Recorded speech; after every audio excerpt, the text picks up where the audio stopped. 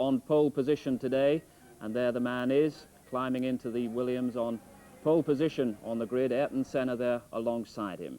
Mansell and Senna together on the front row of the grid, and for Mansell it's the 4th consecutive front row position he's won at Monaco. Alain Prost, 4th fastest, he's on the 2nd row with Nelson Piquet. Alboreto and Cheever on the 3rd row, Johansson and Berger on the 4th row. Derek Warwick qualified 11th, Martin Brundle 14th, and Jonathan Palmer qualifying very well in the Tyrrell in 15th position.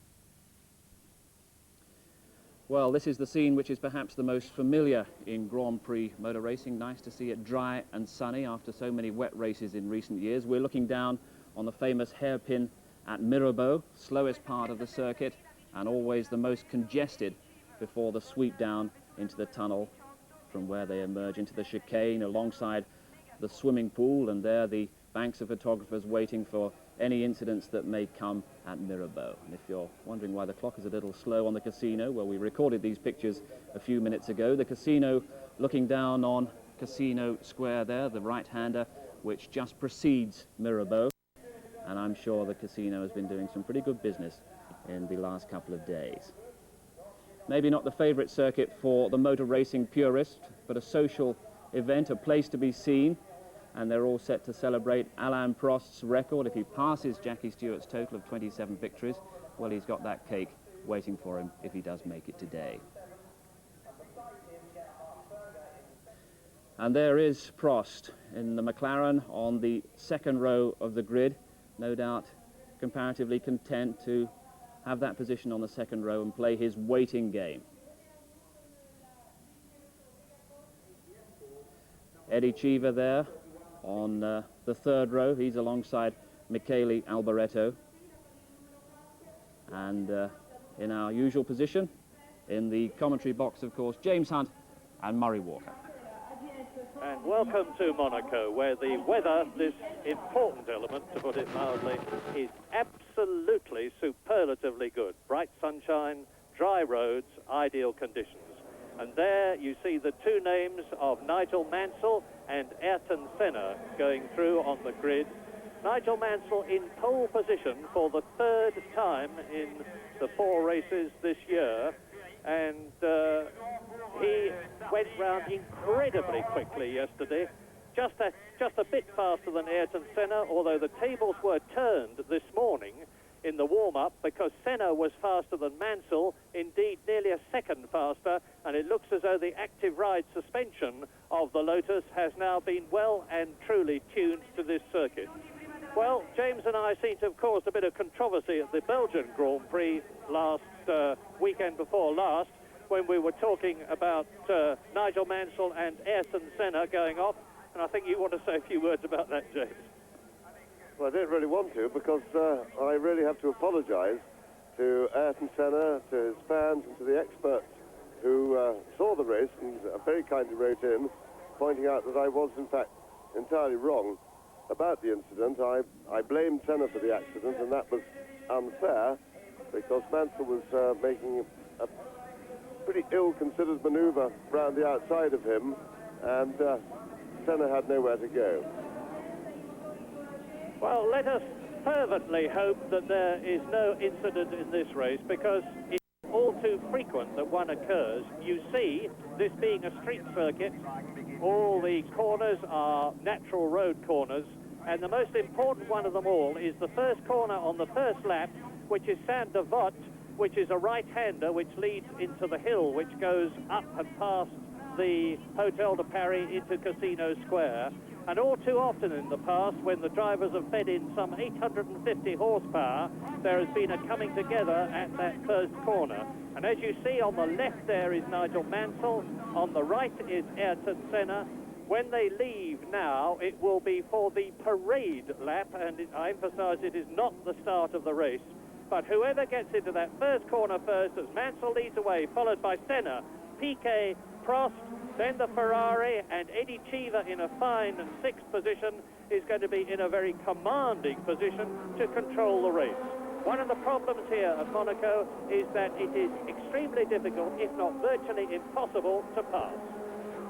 Yes, I think that's fair. It's almost impossible. If the driver in front of you does not make a mistake, drive really quite slowly, and there's nothing that a following car can do to get past. So the qualifying and the grid positions become ultra important here, much more important than at most Grand Prix. So we go through the Casino Square, down to the Mirabeau, second gear. First gear for some drivers early in the race when they got full tanks and a heavy load of fuel. The Lotus hairpin, which is one of the places that there is a chance to gain some ground early in the race, because you've got a terrible traffic jam there, and driving around the outside, you can quite often make up 4 or 5 places as everybody sits in the traffic jam. Through the famous tunnel underneath Lowe's hairpin, they come out of that in race trim at, believe it or not, some 170 miles an hour. This is the new chicane, which was used for the first time last year, which leads on to the swimming pool by way of the old Tabac. There is the swimming pool just to the left of your screen. This marvelously evocative scene with the multi-millionaires' yachts floating on the water, the hotels and lovely houses of Monaco in the background. They go round the left, right, and that is where Berger crashed the Ferrari in the first day of practice this year. Then into a right, left, then down to La Rascasse, which is one of the 2 first-gear corners, only about 30 miles an hour on this circuit, and that is the one that they are going. There's Piquet, there's Alain Prost, Michele Alboreto, Eddie Cheever, 6th on the grid, Stefan Johansson, Gerhard Berger with the yellow flashes. That is Thierry Boutsen in the Benetton. The Brabhams have had all sorts of trouble here. There's Derek Warwick, and that is Teo Fabi, followed by Nannini and Martin Brundle, who went extremely well in the warm-up. There's Jonathan Palmer, very quick in the 3.5-litre Tyrrell. Nakajima, Alio. There's De Cesaris. That is René Arnoux, followed by Philippe Streff. And Philippe Streff, followed by Fabre, is the last but one man on the grid. Only 24 on the grid. Christian Danner non-starting and Campos non-starting. This is the crucial time of the Monaco Grand Prix. The first corner. Watch the lights in the top left corner of your screen. And then less than 7 seconds later, the green will go. The Monaco Grand Prix for 78 laps will be on. And Mansell takes the lead, followed by Senna, Piquet, Prost and Alboreto. And Mansell and Senna and Piquet and the Ferrari and then Prost are through Sandoval safely. Thank heavens for that. It looks as though the rest of them are too. And that is a blessing, because all too often in the past, as I said, no, that is Philippe Alliot who has spun, the man who was so quick, and Nakajima is in trouble, but it is Mansell as he goes out of Casino Square, down to Lowe's hairpin. Nigel Mansell, who has dominated practice, and that is Nakajima, the Japanese driver in the Lotus, with the camera on his car. And so often we have problems with the camera, but there is Mansell leading on lap 1 into the tunnel, followed by Ayrton Senna. This is up into 6th gear here. Then they come into the sunlight, down to the chicane for the first time. And Mansell is doing as he did in Belgium, building up a handy lead with Piquet 3rd, Alboreto is 4th, Prost has gone down to 5th, Eddie Cheever is still 6th, Johansson is in 7th place, and Nigel Mansell in the very powerful Williams Honda with its fuel-efficient engine leads round the swimming pool. And Alboreto is really charging. He's already passed Prost, who's having a look for a way around Piquet. Tremendous start by Mansell. Mansell through to complete a lap. Then Senna, Piquet, Alboreto 4th, Prost 5th, Cheever 6th, Johansson 7th, and Boutsen going extremely well in 8th position. Round the right-hander at Sandoval, up the hill. And Mansell, who is seemingly in a class of his own these days. Look at the lead he's built up on the 2nd lap. He seems to be anxious to prove that he is the man, and who can blame him? I say, remember that Mansell was the man who has put up 3 pole positions this year already. He's been on the front row of the grid every race this year. 7 pole positions in his career, into the tunnel for the 2nd time. Fuel is not so much of a problem at Monaco as it is at many of the Grand Prix this year, because it's a comparatively short race in terms of distance, about 160 miles, although it can run the full 2 hours. 2 laps. Coming up, round the left-hander, out of the chicane, down towards the swimming pool again, and you can see for yourselves now the gap. That's Ayrton Senna in the active ride suspension Lotus Honda. And he goes down towards La Rasca, back into first gear, and in the pits already René Arnoux, and out of them in the grossly overweight Ligier. They're working on that before Detroit at the French Grand Prix. But Mansell goes through into Saint-Devant now. 2 laps completed. The Englishman starting to build up a handy lead, which in terms of time is now 2.6 seconds. Piquet, Alboreto, well within sight of the Brazilians' Williams Honda. This is Casino Square. The famous Café de Paris on the right, which is being pulled down. You can see the hoardings on the left of your picture. There's Piquet with Alboreto closing and pulling away a bit from Alain Prost. And I suspect that already Alain Prost, that you see coming down to Lowe's hairpin now, is doing his usual watching brief, although he's got Eddie Cheever right behind him. Yes, it's a very long race. There is no point in rushing in the early stages.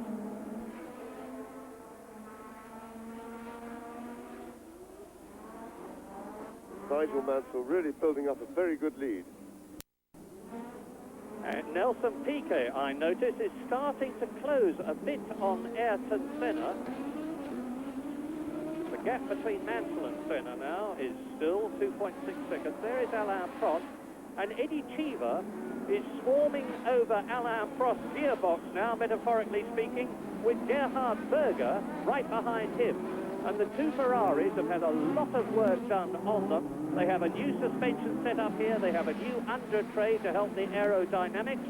And they're going well, despite the fact that Berger had a big crash in practice. So there is Prost through, Cheever through, and Alain Prost goes up the hill. And the race order now on this, the 4th lap, Nigel Mansell leading, Ayrton Senna in 2nd position, Nelson Piquet is 3rd, Michele Alboreto is 4th, Prost there is 5th, Eddie Cheever is in 6th place, in 7th position is Berger, and Boutsenweller. Lowe's hairpin. And I remind you that in the Monaco Grand Prix, the thing to do above everything else is to keep your car in one piece. The sparks are being struck there because the cars have a pretty heavy fuel load on at the moment. The titanium skid plates underneath the car are hitting that bump through the tunnel and also into Casino Square, where there are deep grooves in the road. I noticed last night when I was walking around the circuit, and here is Prost, Cheever, Berger, and ahead of them Nigel Mansell, Ayrton Senna, Nelson Piquet in 3rd position, Michele Alboreto in 4th, and there is Prost 5th, the man who's won for the past 3 years.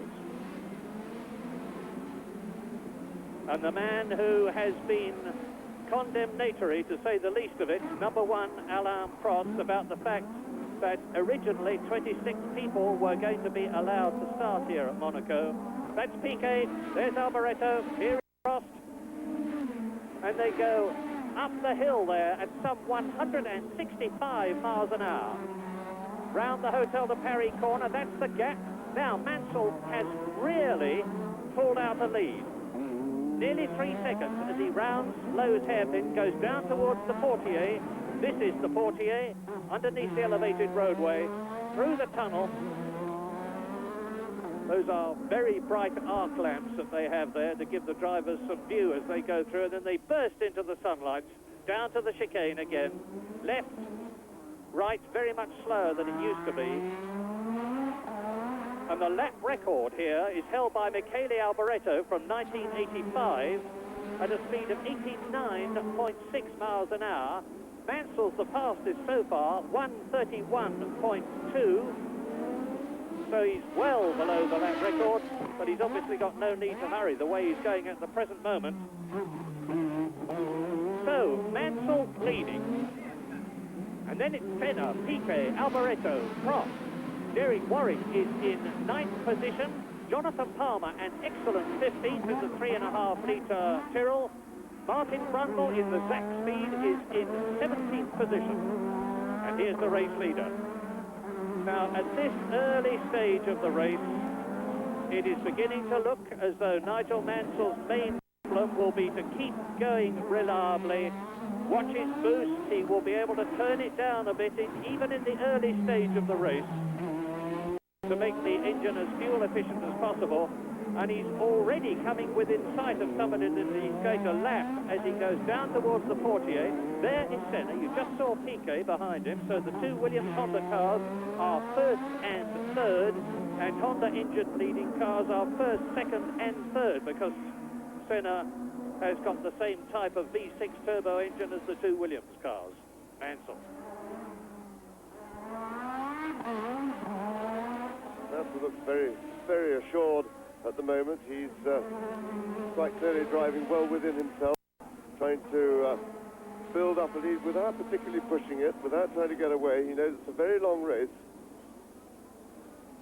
2 hours, there's no room for mistakes in Monte Carlo. One wheel off and it's all over.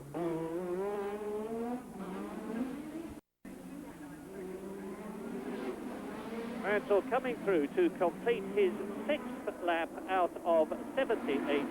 And Boutsen out already. Oh dear, Thierry Boutsen out of the Monaco Grand Prix on lap 7 in the Benetton. I don't know what the trouble is. They've had a lot of problems in practice with the lag of the turbo in their Ford engine, and they're having a new design, new type of engine in the Detroit Grand Prix, which they hope will overcome their problems. But bitter luck for Boutsen, particularly as he went so well in the warm-up today, third fastest. Now Mansell is closing up on, it looks to me like Ghinzani. It is Ghinzani in the Ligier. Is the Italian going to let Nigel through, or will this give Ayrton Senna? Yes, he is.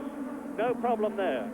And Mansell thanks him by covering him with a shower of sparks as he goes through the tunnel. And he is now on lap 7, which is getting up towards 1/10 of race distance, looking as though he has absolutely no trouble at all. 1 minute 29.06 compares with Michele Alboreto's lap record of 1 minute 22.8.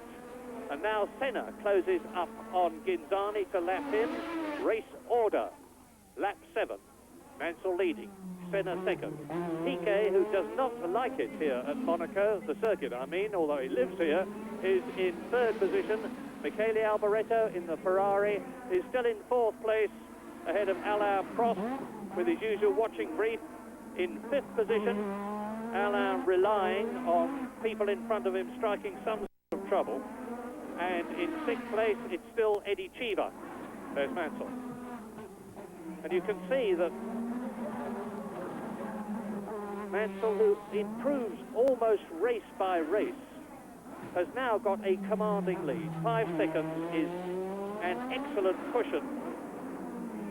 And it's interesting to see that Stefan Johansson, the teammate of world champion Alain Prost, is down in 12th position, having a scrap with, of all people, Alex Cappy in the Osella. I say of all people because Alex Cappy, who is proving to be an excellent driver, has really got a problem in motoring the now old-fashioned V8 engined Alfa-powered car around this circuit. It's very tricky indeed. And here's Mansell.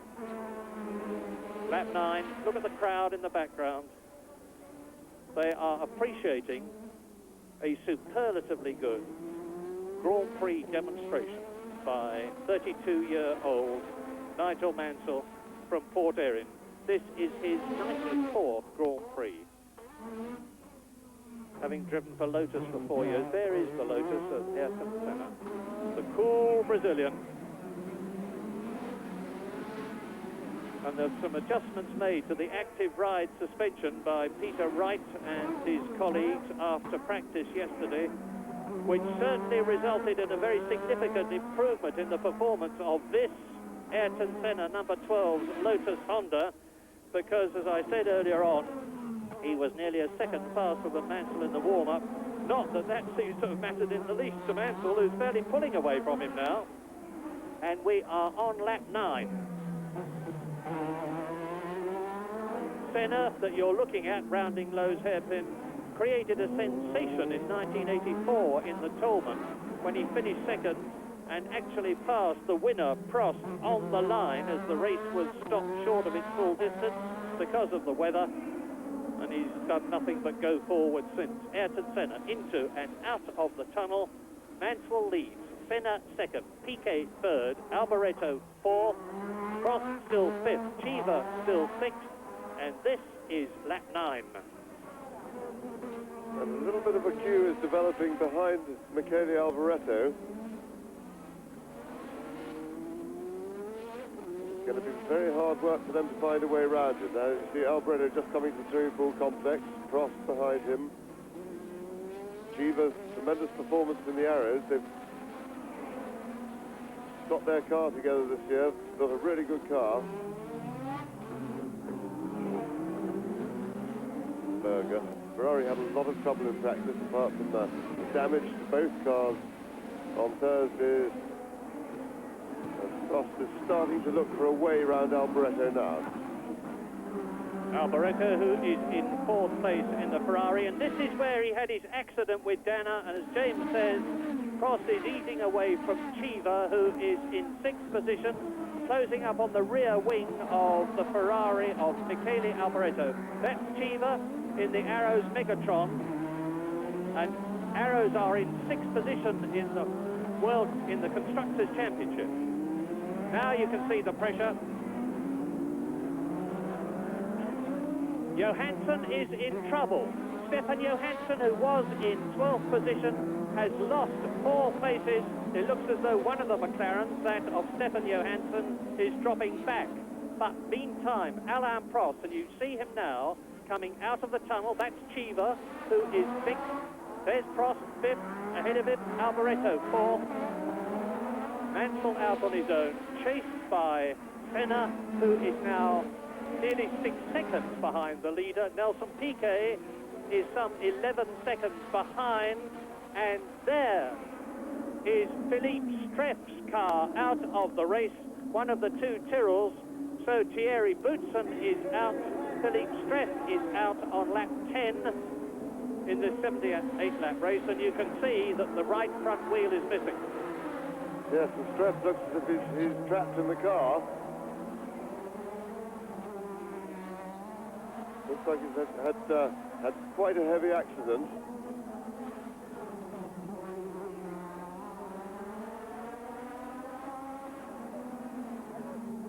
This, regrettably, is Philippe Streff's 2nd accident in 2 Grand Prix. And Massenet, for those of you who don't know the circuit, is the very fast left-hander round the Hotel de Paris, leading into Casino Square at the end of the hill. And this is awful for the marshals, because they have the problem not only of getting poor Philippe Streff out of the car, but of making sure they don't stray into the road too much, because that's where the cars are going past them, and mighty quick. Indeed, it's about a 100-mile-an-hour bend. There is Martin Brundle going round.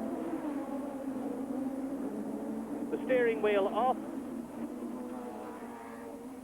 and we rejoin the race. This is lap 11, with Mansell now 7 seconds ahead. Prost will be starting to get a little bit anxious now about getting past Alboreto. We've already said it's no easy matter overtaking here, but the leaders are getting away. Mansell, Senna and Piquet are starting to build up a gap, and Prost has got to make a move soon. Indeed he has, because the gap between Prost and Alboreto, which is vestigial, is 4 seconds between them and Piquet, who is in 3rd position, and then Piquet some 13 seconds behind the 2nd place man, Senna. There they go up the hill. past the stricken Streff's car. Now down the hill, past the rebuilt but not yet reopened Hotel Metropole into Mirabeau Corner. That is where Patrick Tambay had his colossal accident with Martin Brundle last year. And indeed, Michele Alboreto in 4th place in the Ferrari. Better but not good enough. There, the yellow flags are waving as Nannini goes through in the only Minardi in the race, and he is in 12th position. And I'm beginning to wonder if they are going to be able to keep the race going. Yes, I feel with so much work now, as a matter of safety, they really should stop the race. Give the marshals a chance to work on the car properly.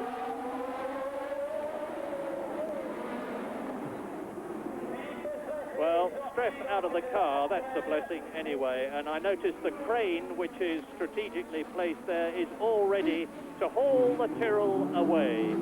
And Streff, who is inclined to get uptight before a race, will now, in following races, particularly with the pressure from his English teammate Jonathan Palmer on him, be a worried man in future, I fear. You can see the rope there dangling from Saint-Devote. That's for the same reason as the crane at the corner that they're at now. And they are Alboreto. There he is, number 27, the Italian, who has 5 Grand Prix victories behind him. And Alboreto and Prost, who are 4th and 5th, are easing away a bit as they come down to Lowe's. From Eddie Cheever, 6th, there he is. Berger, 7th in the red Ferrari. In 8th position, Derek Warwick, so both the arrows are going extremely well. Mansell leading. Warwick in the arrows is in 8th place. Jonathan Palmer is 13th and leading the 3.5 litre class. And Martin Brundle is 16th in the Zaxby. And we are on lap 13. There's Fabre, about to be lapped by the battle for 4th between Alboreto and now. Is Fabre going to get in the way? He's been warned. He isn't. He's warned in Belgium for not using his mirrors, and he's shot sideways as though he was attached to the Armco by a rubber band. Yes, that's right. He did exactly the right thing, got well out of the way as he was being lapped, but that will be a little bit of a disappointment to Prost, because the chance of being held up by a back mark gives him a little opportunity. Now, Prost is really beginning to look for a way around Alboreto. I suspect if he's going to make a move, he'll make it down to the Mirabeau corner as they come up to Casino Square. Remember, an overtaking manoeuvre here requires quite a lot of planning. He's not close enough this time. While you watch that, let me tell you that most of the cars in the race, with the exception of the 3.5 litre ones, and possibly Eddie Cheever in the arrows, and you see him coming down towards Lowe's now, will have to make a tyre change. They will have to come into the over-congested pit lane here at Monaco. In practice this morning, the practice tyre changes, some of them were doing it in just a whisker over 5 seconds. Quite incredible. They won't be as quick as that during the race, but it could change the order. Nigel Mansell, however, is now 7.5 seconds ahead of Ayrton Senna. He is on lap 14. Piquet is in 3rd position, 13 seconds behind Senna. You watch the battle for 4th and 5th between Alboreto and Prost, with Alboreto holding it. And the Ferraris are certainly making a small amount of progress race by race.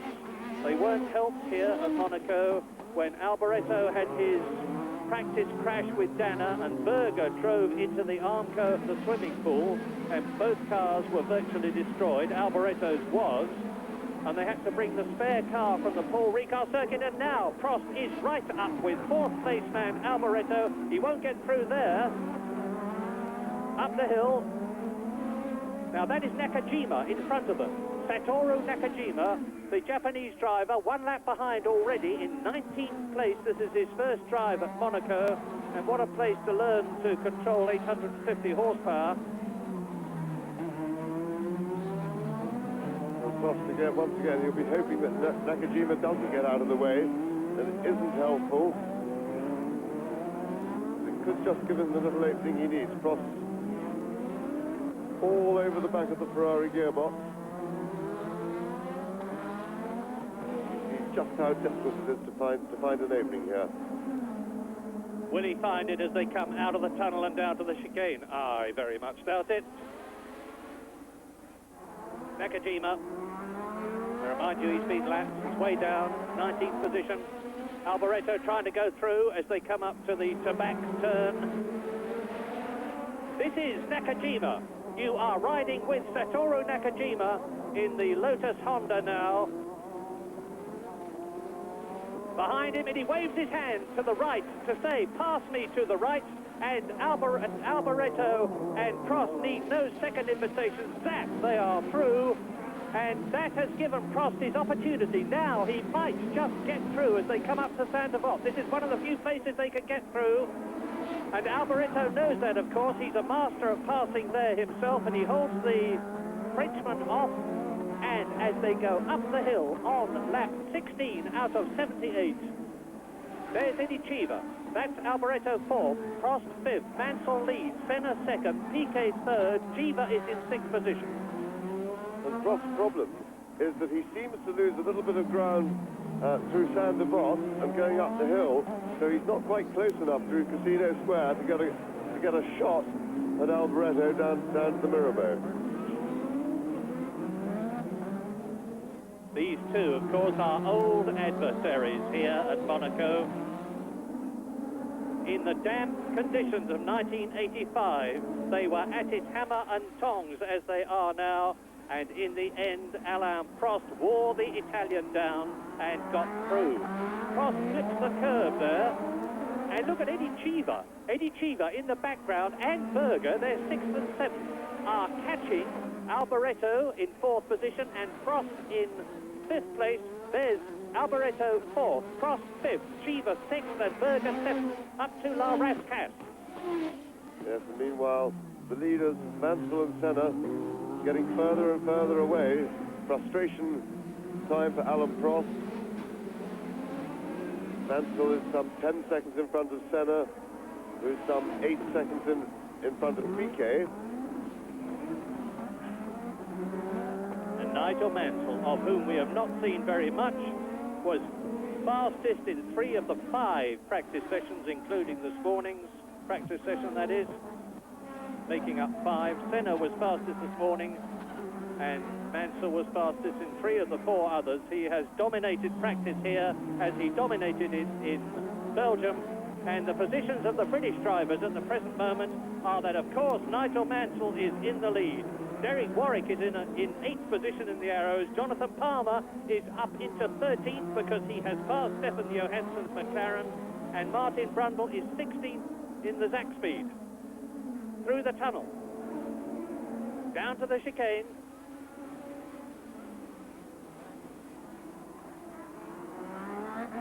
That is a first gear turn, the left-hander. Out of it in 3rd gear.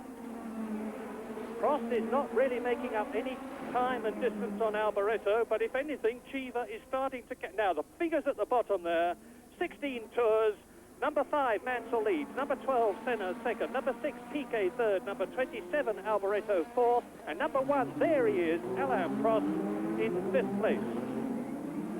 Lap 18, 60 laps to go, including the one they're on. A lot can still happen, and probably will. Saint-Avold. Meantime, Nigel Mansell has now increased his lead over Ayrton Senna. The Williams leads the Lotus by 10 clear seconds, with Piquet 19 seconds behind Senna. Then with Alboreto, Prost, Chiva and Berger virtually together, you look across the harbour. See the big towering red crane ready to pluck a car away from the chicane if it goes off there, and this is the leader, Nigel Mansell.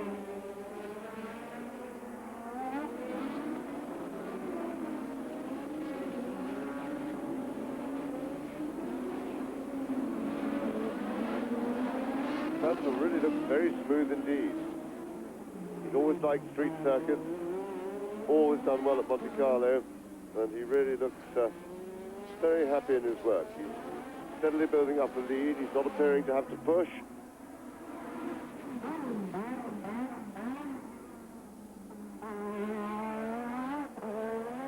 biggest concern at the moment will be the timing of his tyre stops. Mansell, of course, who won at San Marino, lost to Prost in Brazil and Belgium, led the World Championship for a while and is now down in third place, 8 points behind Alain Prost, who at the moment is fifth here at Monaco.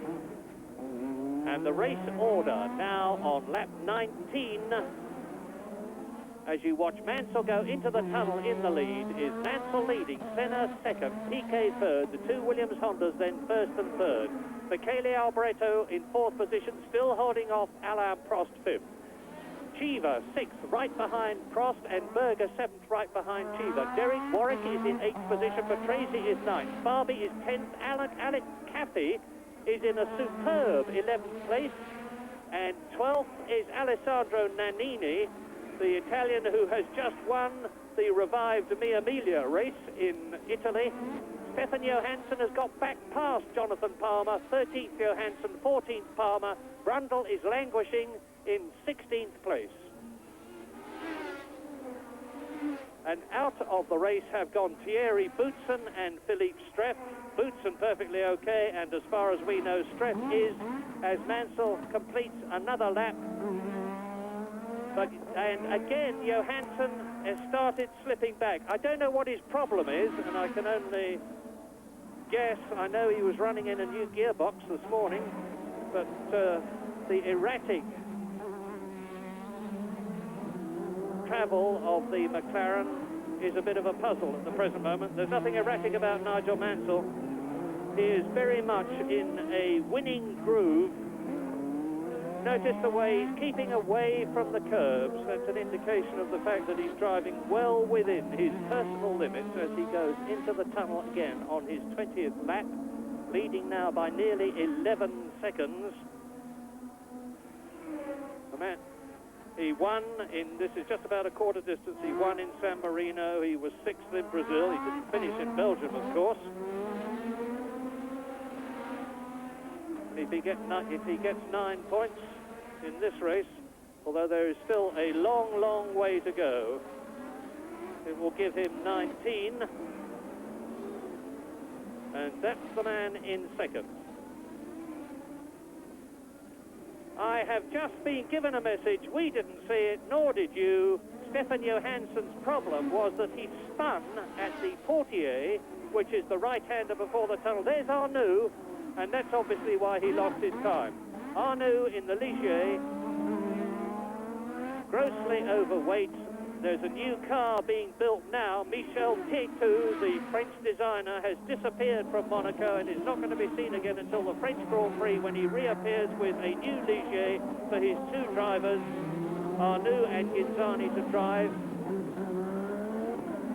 Furious blue flags, and Arnoux runs wide, lets Mansell through. And that's Johansson in the red-white McLaren that Nigel Mansell is about to lap, and Johansson is in second place in the World Championship. So there's a bit of irony. Into the tunnel, 160 miles an hour now, building up speed. It comes out of it at 175 now. Brakes hard, from sixth gear down to first. There's Philippe Fabre. He's already been lapped. He's in 19th position. He's about to be lapped a second time, and has been. The comparatively inexperienced Frenchman in the French-built AGS. Mansell now up to Ghinzani, who is 20th, who moves over up to the Rascasse. Mansell goes through his majestic progress, the way to describe it, and comes through to complete lap 21 shortly, closing up on Stefan Johansson, who is 17th. Race order, lap 22, Mansell leads, Senna second, Piquet third, Alboreto fourth, Prost fifth, Cheever sixth, Berger seventh, Warwick eighth. Round Massenet, into Casino Square, down towards the Mirabeau corner. Stefan Johansson in the McLaren with its tag engine sees the Williams Honda of Nigel Mansell, the leader, large in his mirrors, moves over, and lets him through. Yes, what will be interesting will be to see just how well Johansson can keep up with Mansell. That is a pointer to Prost's form, who of course is still struggling along behind Alboreto. They're dropping ground a lot. Mansell's keeping his lead around about 10 seconds. He certainly looks very comfortable. He's not using all the road, as you see. He's driving well within himself.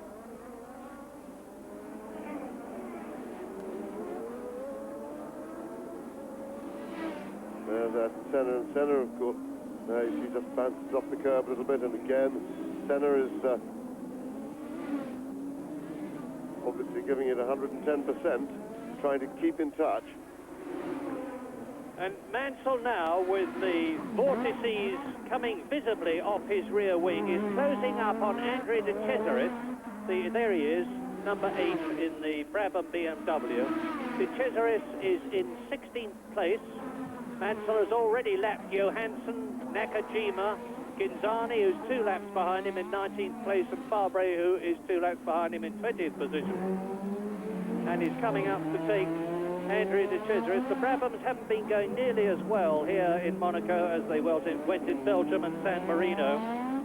And this morning in the warm-up, they were afflicted by some peculiar electronic problem, as a result of which they could only get 3-bar boost, which means to say that they were a lot of horsepower short, and my goodness, it showed in the times. Nannini, by the way, who I mentioned earlier on as going extremely well, is no longer going at all. He has stopped at Casino in 12th position, having broken 3 drive shafts this morning in 2 separate cars in the half-hour warm-up. And that means to say that Jonathan Palmer in the Tyrrell 3.5-litre car, and he's leading that class comfortably from Philippe Alliot, who was a lot faster than him in practice this morning and is not showing on our lap charts at the moment, Alliot. Now Mansell is right with Andrea de Cesaris' Brabham, which is now 15th. Mansell goes through, and of course that's where you need 100% cooperation from the driver that you are catching and passing, because as James has said, there is a very narrow line here, and if you don't get cooperation, you don't get past. That's absolutely right. And in fact, the drivers that have been lapped so far have been extremely cooperative and looking in their mirrors. So Mansell on his way, but Senna is starting to catch him. We had a look at Senna about a lap ago. We could see that he was driving very much on the limit, bouncing it off the curbs, and his efforts look to be starting to pay off. Those figures on the right, incidentally, show that Senna is 8 seconds behind Mansell, and Piquet is 18 seconds behind Senna, and Alboreto is 28 seconds behind Piquet, but is only just in front of Alain Prost, who is mounting another attack on the Ferrari as you watch Nigel Mansell coming through to complete his 24th lap out of 78, clear of the Armco, round La Rascasse, the restaurant.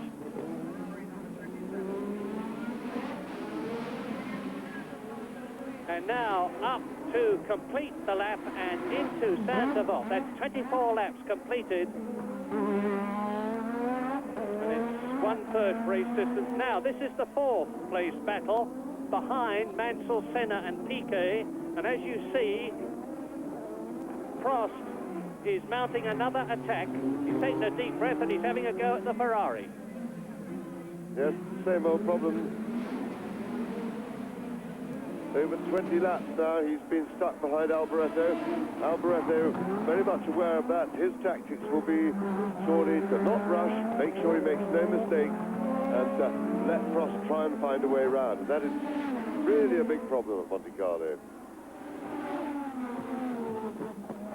Prost, with all his skills and experience, just simply cannot find a way around the Ferrari. Well, he will continue to try, the little Frenchman. He's far more intent on finishing at Monaco than winning. although so often in the past, just by finishing, he has won the last 3 years. And he knows as well as anybody that this is a race of attrition. You can see the little radio mast sticking up in front of him, slightly to the left of his small windscreen, through which he can converse with the pits. And interestingly, in Belgium, needed to, because his electronic fuel counter went down. But in the lead, he very coolly called the pits and asked them to find out how the fuel consumption of Stefan Johansson's McLaren was going. He was second behind Prost and going at about the same speed. They checked with Johansson and then told Prost everything's all right, and Prost motored on and won the race. So there is cooperation and advanced technology for you. Round the right-hander, La Rascasse in fourth position, the V6 Scarlet Ferrari, and there are thousands and thousands of Ferrari supporters here at Monaco, just very close to the Italian border. Raise a cheer every time Alboreto goes past, particularly when he hasn't been caught by Prost, whom they don't like one little bit. Eddie Cheever, you see coming up in the background, is very close indeed. He's only 2 seconds behind Prost there. So down to the Mirabeau. Alboreto, Prost, Cheever and Berger. Yes, Berger's starting to put the pressure on Cheever, but once again he's faced with this problem that there really is nowhere to overtake. Unless you can harass the driver in front of you into a mistake,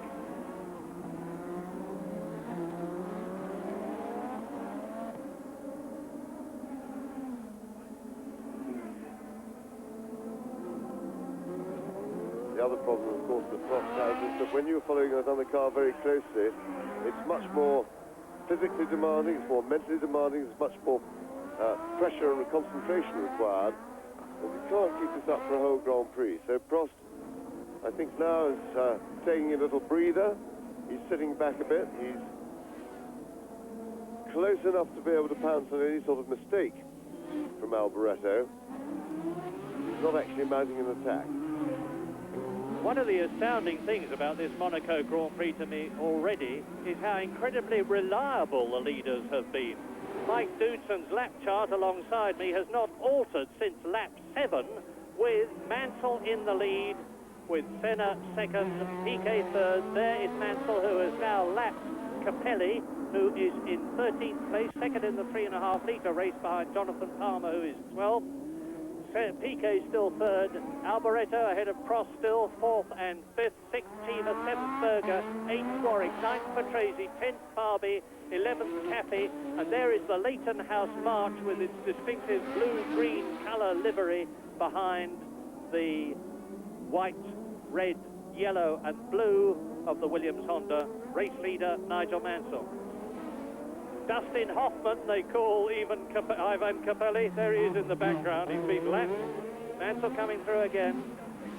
And it's Frank Williams himself who, from his wheelchair through the radio, will be in touch with Nigel. Frank has a special control strapped to his left thigh, which he can punch to activate the radio and talk as necessary to Nigel Mansell. I don't imagine there will be an enormous amount of conversation going on between them, because Mansell is driving superlatively well. He's still the fastest, 1 minute 28.049, 5 seconds almost exactly off his pole time, and some 6 seconds outside the lap record of Michele Alboreto, as the Englishman comes down to the portiere on lap 28. And we should soon be having the excitement and the drama of the pit stops. Lap 78 is the full distance, and they will be coming in before half distance, which in round figures is what, lap 38, 39. So it's not going to be very long before some of the early people come in. And I wonder if the fact that the 3.5 litre cars, notably that of Jonathan Palmer, who is in 12th position, are not going to be making a car stop, will make a very big difference to their positions. I think for a complete stop, allowing for slowing down, changing the tyres and getting away, you need to allow some 30 seconds, although Mansell and all the other turbo cars that change their tyres will have preheated tyres ready to go on. The electric blankets are already round them in their pit areas, getting them up to race temperatures so that they can slap the new tyres on, which, as I said earlier, is done these days in something less than 8 seconds, and race away at full racing speed immediately, or almost immediately. Mansell round the right-hand and the Mirabeau, down to Lowe's, the most famous shot probably in Grand Prix photography. And all the time, the astounding Alex Caffey, the little ex-Formula 3 Italian, who only had his first Grand Prix race in Italy last year and is therefore only in his 5th Grand Prix now and is in 11th place, is being caught by Palmer. Caffey in 11th place in the turbocharged Acela, being caught by the leading 3.5-litre car of Englishman Dr. Jonathan Palmer.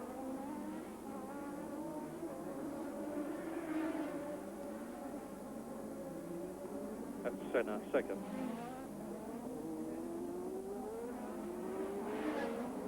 And it's going to be very, very important to both Mansell and Senna that their pit crews, when they change tyres, waste the minimum of time. Senna is 10.2 seconds behind Mansell, 14 seconds ahead of Piquet, who is 12 seconds ahead of Alboreto, who is 2 seconds now ahead of Prost, so Prost is dropping back a bit. Cheever is 3 seconds behind Prost, but only 1 second ahead of Berger, who is only 1 second ahead of Derek Warwick. So great scrap going on for 4th, 5th, 6th, 7th and 8th places, with Riccardo Patrese 9th, Barbie 10th, Caffey 11th, Jonathan Palmer 12th, and Capelli is holding on to Mansell extremely well. Capelli in the 3.5-litre march. I think Mansell may be in a little bit of trouble. I can't see what's wrong, but he seems to have slowed right down, and Senna is catching him, and Mansell is in trouble. So Mansell in some sort of trouble. Senna, you saw just going through the tunnel then, closing up, about to take the lead. Lap 30, and Nigel Mansell is about to lose the lead to Senna. Senna goes through, and the Brazilian in the Lotus Honda moves into the lead at the Monaco Grand Prix on lap 30. What has gone wrong with Nigel Mansell? We can expect to see him come out of the swimming pool, into the Rascasse, and then into the pits. So the thing that Ayrton Senna has no doubt been praying for inside his cockpit has happened. Something has gone wrong with Nigel Mansell's Williams Honda. Indeed, he comes into the pits.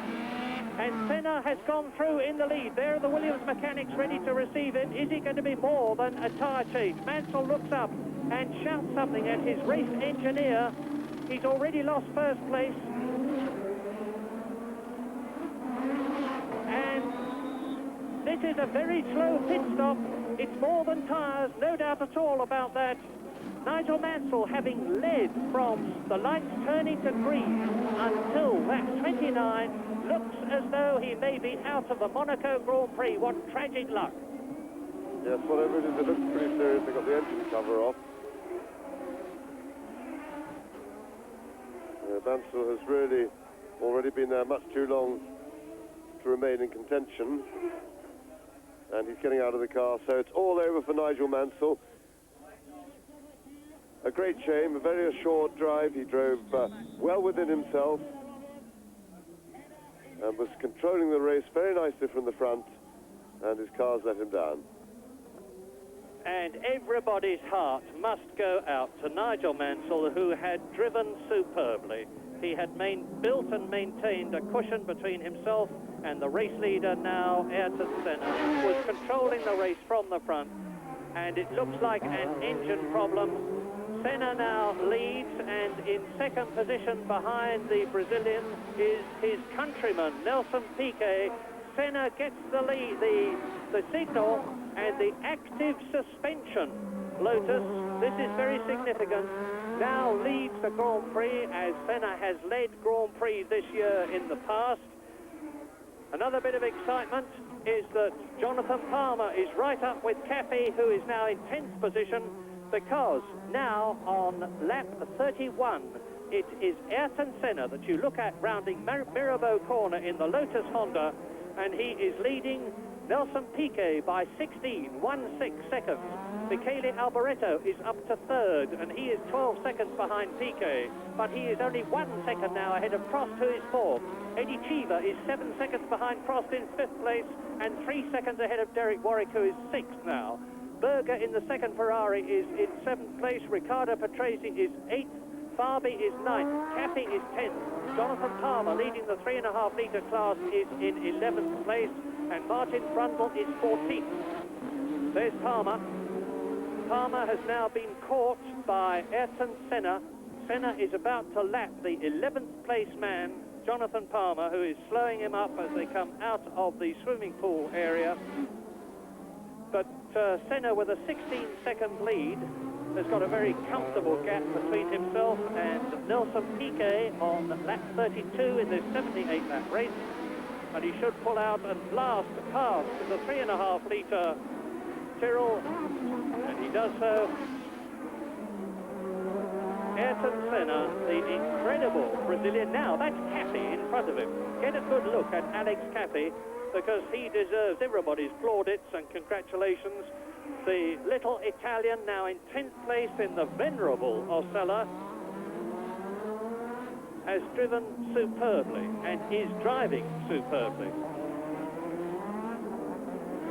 That's Stefan Johansson leaving the pits.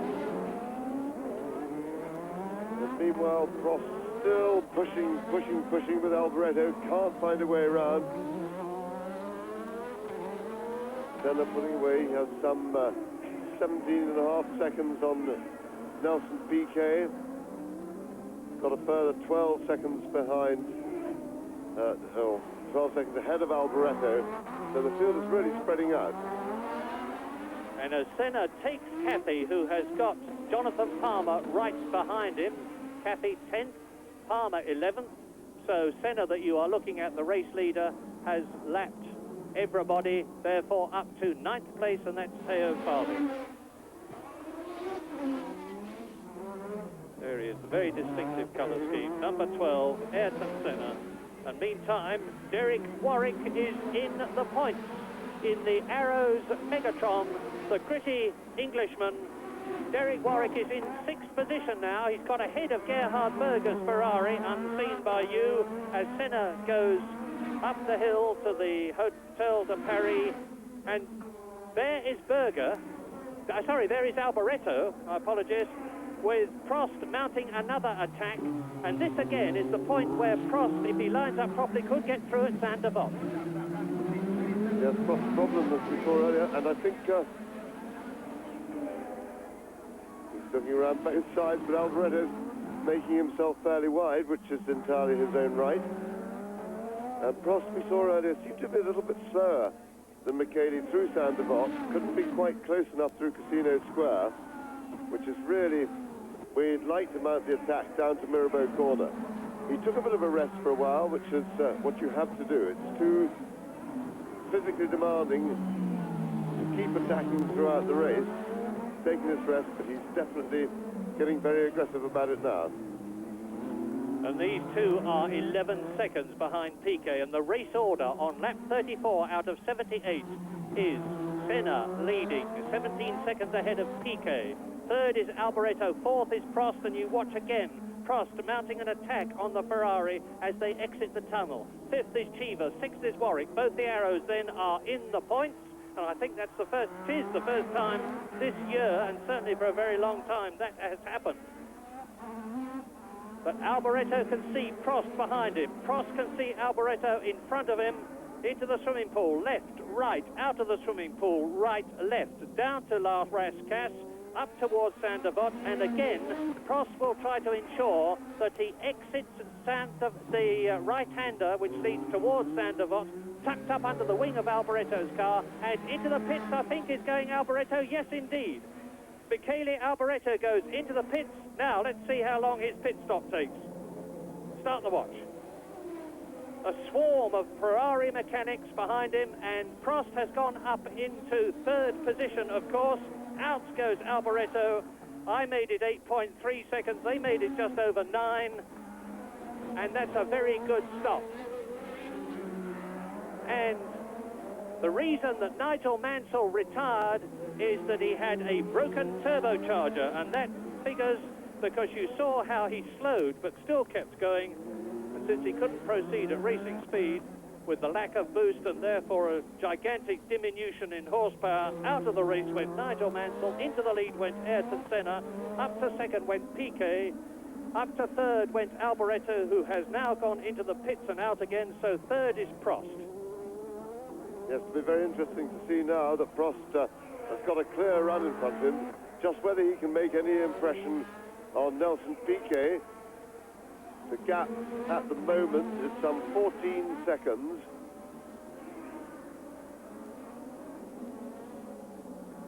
And since Nelson Piquet is in my sight now, I will give you the gap. It was 14 seconds between second place man Nelson Piquet and the new third place man Alain Prost.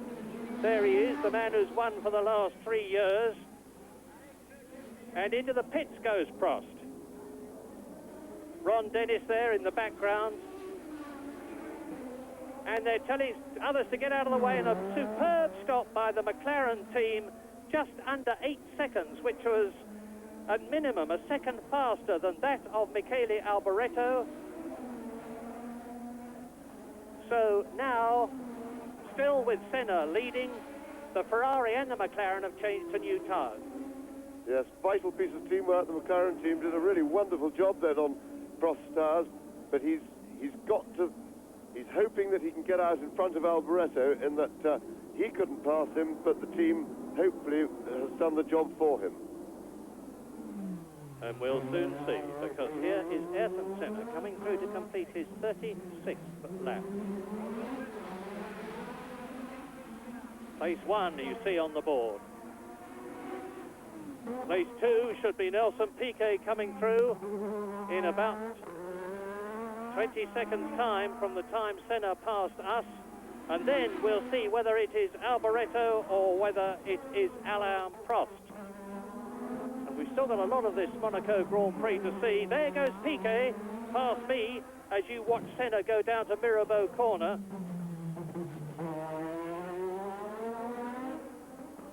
Senna leads. Piquet still second. The gap between them some 20 seconds.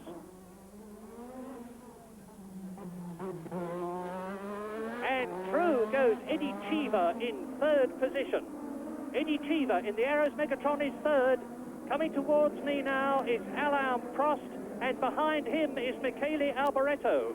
So, sure enough, the McLaren mechanics have enabled Alain Prost to get ahead and stay ahead of Michele Alboreto. And the lead of Ayrton Senna is some 20 seconds. Fascinating race this is turning out to be with the tyre stops. There's the Brazilian. Cafe has disappeared from our lap charts. 37 laps. 36 laps have been completed. And there is the second place man, Nelson Piquet, who is some 21 seconds ahead of Eddie Cheever, who is third, who is 12 seconds ahead of Alain Prost at fourth. Fifth is Derek Warwick now.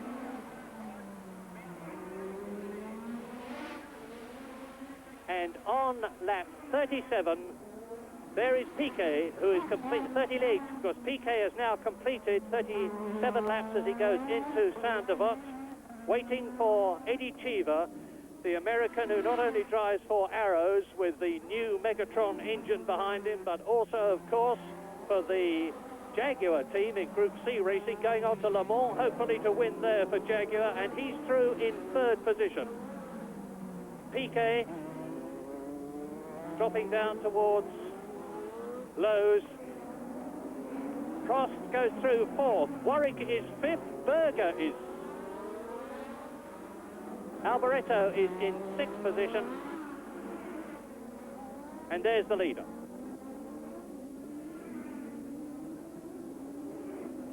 And I correct myself because Gerhard Berger with Alboreto right behind him. The two Ferraris very close. Berger is sixth. Alboreto is seventh. But there is no doubt about the fact that this Ayrton Senna is the race leader. And as you look at the leader, now on his 39th lap, he is some 21 seconds ahead of Nelson Piquet, with Eddie Cheever in third position, with Alain Prost in fourth place. Derek Warwick is fifth, and then the two Ferraris of Berger and Alboreto, sixth and seventh. And the race leader, Senna, has lapped everybody up to the seventh place man, Michele Alboreto. Eighth, though, although he has been lapped, is Theo Fabi, his teammate Boutsen out of the race, of course. Ninth is Jonathan Palmer, the Englishman who is inching his way up towards the points and may well finish in them, is now up into that position, ninth place, with Capelli behind him. Cappy has been into the pits and has changed part of the electronics in the Osella. And there's the Ferrari of Gerhard Berger. Of course, his teammate Michele Alboreto has already been in.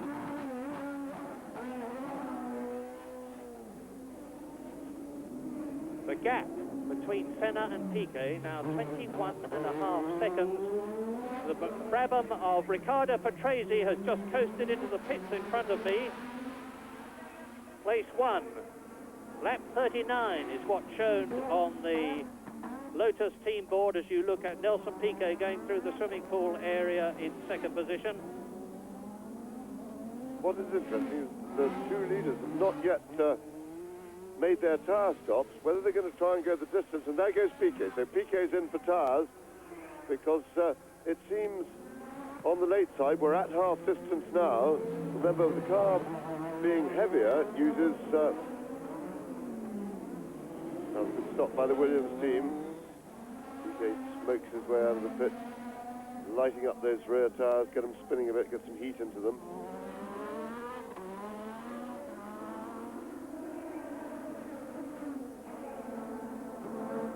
Remember, with the car being heavier in the first half of the race, of course, with a full load of fuel, it's harder on tyres in the first half of the race, and so in effect, the half-time point for tyre wear is somewhere between a third and half distance, and yet Senna has gone past half distance without stopping.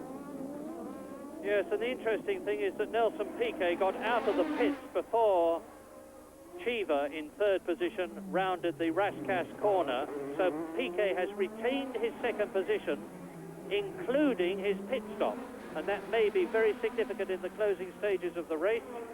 And still Ayrton Senna, who is obviously very happy not only about the condition of his tyres, but also about the fact that he's able to consistently lap at a speed fast enough to maintain the cushion of some well over 20 seconds now. In fact, it's some 40 seconds between Ayrton Senna and Nelson Piquet, who is second, with Eddie Cheever 7 seconds behind Piquet in third position. Alain Prost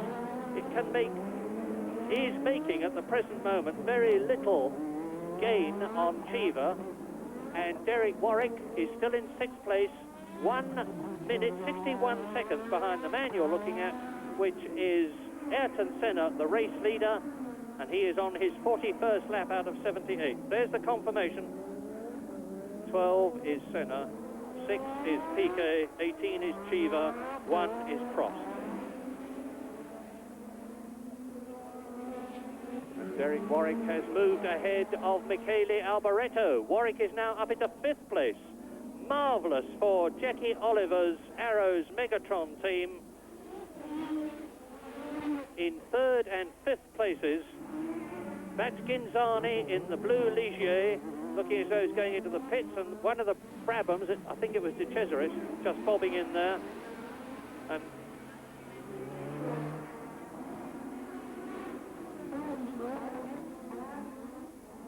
I'm amazed that Senna is staying out as long as he is, but I have no doubt that the Brazilian, who is one of the most thinking drivers in Grand Prix racing these days, knows exactly what he is doing.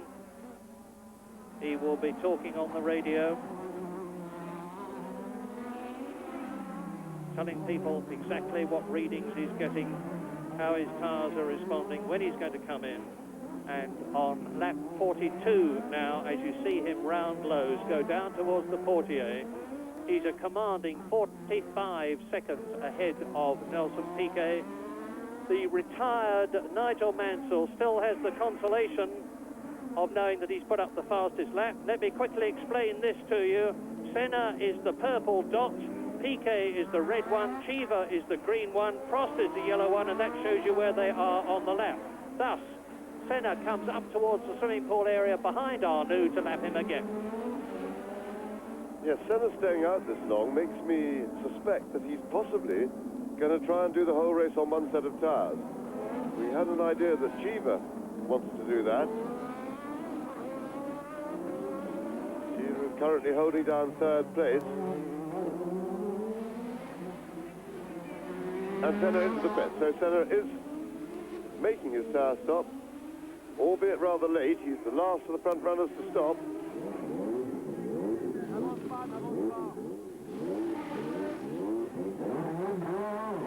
Fantastic stop as well. The Lotus team, Formula One teams really are very, very good at changing tyres now. Anything over 10 seconds is considered to be a bit of a disaster. And Ayrton Senna, a nice comfortable 9 seconds. Got a good comfortable lead and back on his way again. On his way to his 5th Grand Prix win. If he finishes the distance where he is now, it seems strange to think that he's only won 4 Grand Prix, but this is only his 50th Grand Prix, 16 pole positions, 4 wins, and so on, 112 points, and if he adds 9 to the 6 he already has, it will significantly improve his World Championship chances this year, and it will be the first Lotus active suspension victory. He's had pole positions this year, a pole position, Senna, but meantime Alboreto has got past Derek Warwick up into 5th place. The Ferrari is still running well, and on lap 43 with 35 to go, including the one they are on, it is Ayrton Senna that you look at leading the Monaco Grand Prix from Nelson Piquet, some 35 or 40 seconds ahead of him now. 3rd position is still Eddie Cheever. 4th position is still Alain Prost. 5th now is Michele Alboreto. 6th and still in the points, Derek Warwick in the arrows. 7th but not yet lapped is Berger in the 2nd Ferrari. So 2 arrows, 2 Ferraris in the top 5. And here is Piquet. Senna has completed his 43rd lap and is on his 44th. Nelson Piquet is about to come round the Rascasse as Senna goes into Casino Square. There's the Monte Carlo Casino on his right. Down to the Mirabeau.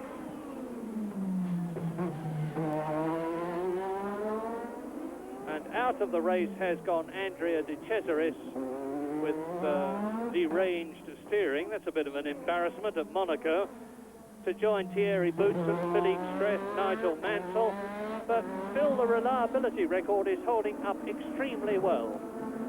Senna is now 25 seconds ahead of Piquet, because don't forget that he has had that pit stop which dragged him down a bit. Cheever is 5 seconds behind Piquet. Then Prost in 4th position, Alboreto 5th, Warwick is in 6th place, Berger is 7th, not yet been lapped. Palmer, who is 8th now and leading the 3.5 litre class, has of course been lapped. Capelli is going well. He's had all sorts of problems in the previous Grand Prix in Brazil, San Marino and Belgium, but the likeable Italian Ivan Capelli is in 2nd place in the 3.5 litre race and in 9th position overall. Martin Brundle is still going in 10th place. Johansson is 11th. Barbie is in 12th position. And Senna has now completed 44 laps as he climbs over the crest. That's where Alboreto went off with Dana. Round the left-hander at the Hotel Paris, de Paris, down towards the Mirabeau turn again. Down to lows, 30 miles an hour he rounds there. Doesn't sound much, but it's really quicker. at that acute bend. Down to the 48 into the tunnel. Yes, Senna certainly seems to be dominating the race now from Nelson Piquet. He's, having got his fresh set of tyres on, he's started to pull away again. I would think his lead is now some 27 seconds. I'm quite sure that 30 seconds he'll be very happy with to then nurse that cushion. But he certainly seems to be able to move away from Piquet at will.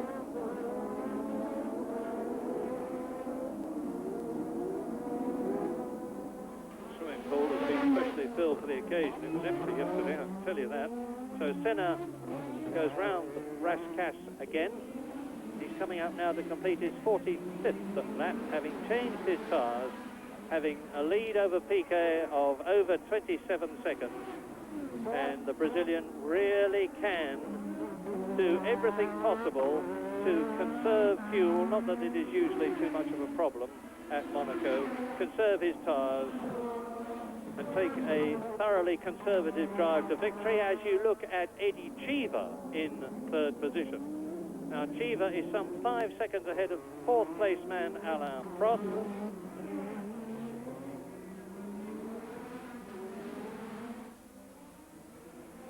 And out of the race goes Alex Caffey after a fine drive.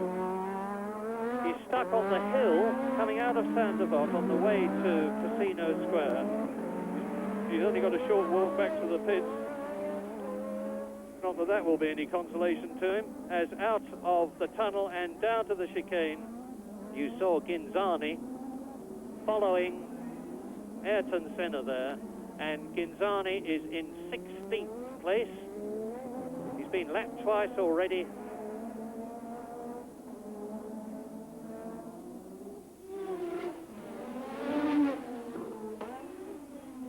And there is Arnoux, who has also been lapped twice and is going to be lapped 3 times very shortly.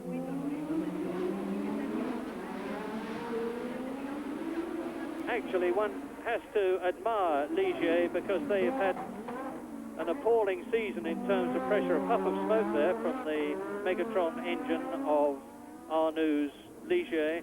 They were supposed to start the season with Arrow's engines, and Arnoux, as you watch Eddie Cheever in third place, spoke out a little forcefully about his opinion of the engine, which wasn't a very high one, as a result of which Alfa Romeo withdrew from the arrangement, as a result of which Ligier were left without engines.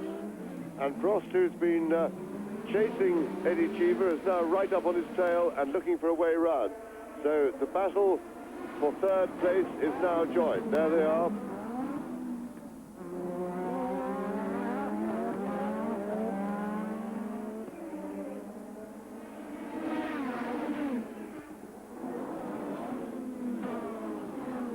And Prost will be very happy that he's got Nakajima in front of Eddie Cheever, because that may just give him a little moment that he's looking for, but no, Nakajima moves out of the way, lets them through, and possibly very anxious. And there's the picture from Nakajima's car, following the McLaren and the Arrows, under the bridges, then into the tunnel. There's quite a contrast. Although there are very, very powerful arc lights in the tunnel, to come out of bright sunlight into that tunnel, it really is quite dark. And vision is not good, but of course one can do it pretty much from memory.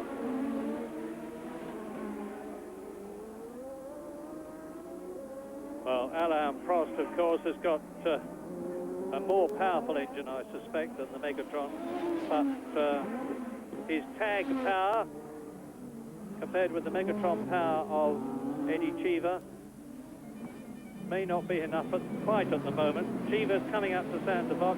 This is the place, one of the few places where a faster driver can get by, but Eddie Cheever has got a tremendous amount of experience. He goes up the hill again, and this is the battle for third place between Eddie Cheever and Alain Prost, numbers 18 and 1 that you are looking at, with Ayrton Senna and Nelson Piquet, the 2 Brazilians, in the lead ahead of them. Behind them in 5th place, Michele Alboreto. 6th is Warwick. 7th is Berger. 8th is Jonathan Palmer, getting closer and closer to the points in his Tyrrell, leading the 3.5 litre class. Nakajima has been building an extremely favourable reputation for himself this season as the first Japanese Grand Prix driver, and he finished in 7th place in Brazil. He finished 6th in San Marino in the points. He finished 5th in Belgium in the points.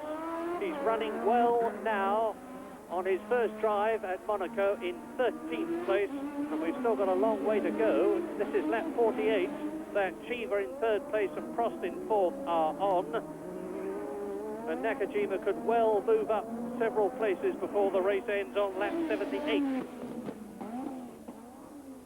But all the time, Prost is getting a bit closer, and he's just close enough now. He's just close enough now to have another go at Cheever. Yes, same old problem. Passing at Monte Carlo is really difficult, and Eddie Cheever is well experienced enough to know that his best tactic is to not hurry, just make no mistakes, don't miss any gears. Little puff of smoke there from Cheever's car, but he's been doing that for some laps.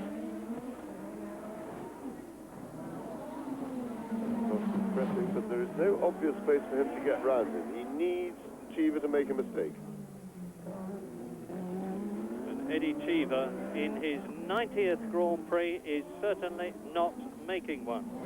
Tremendous amount of experience this 29-year-old American has got, because he started off in karts, then Formula 3. He raced in over 50 Formula 2 races before he moved up to Formula 1 in 1978.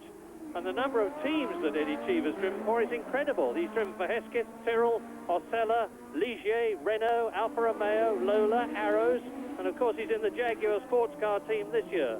So you can't tell Eddie Cheever anything about experience.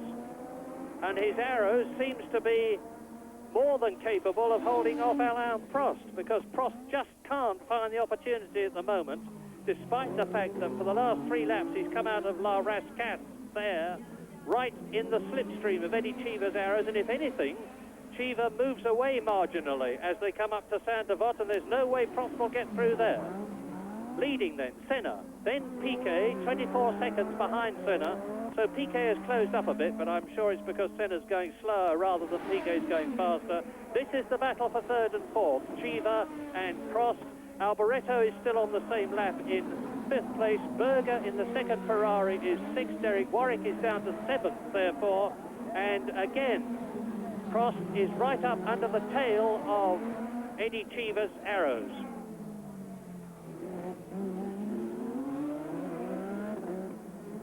And of course, all the time, these drivers, with the bumps and the heat, are taking a tremendous personal pounding. Yes, the physical side of Grand Prix racing is really quite extreme now. The G-forces in the car are very big indeed. The acceleration, the braking and the cornering, and the body is undergoing a huge battering all the time. Lap 51. Senna leads, Piquet 2nd, Cheever 3rd, Prost 4th. There they are. Alboreto 5th, Berger the last man in the points 6th. Warwick out of the points now 7th. Palmer in 8th position, leading the 3.5 litre race, 1 lap behind the leader. Capelli is in 9th place, Johansson is 10th, Martin Brundle is 11th, and Prost is going for it. And Eddie Cheever appeared to make a little mistake there, a little bit slow out of the Rascasse, but he's held on in front. Prost was looking for a way around. And it looks like his moment has passed. Still you see that little bit of vapor coming off the Arrows as he goes over the brow of the hill. He's been doing it every lap. And Prost now looking down the inside, and Prost finally has managed to find a way past. That is the first overtaking manoeuvre he's made in the whole race. So Alain Prost moves up to 3rd place. He's some about 20 seconds behind Nelson Piquet.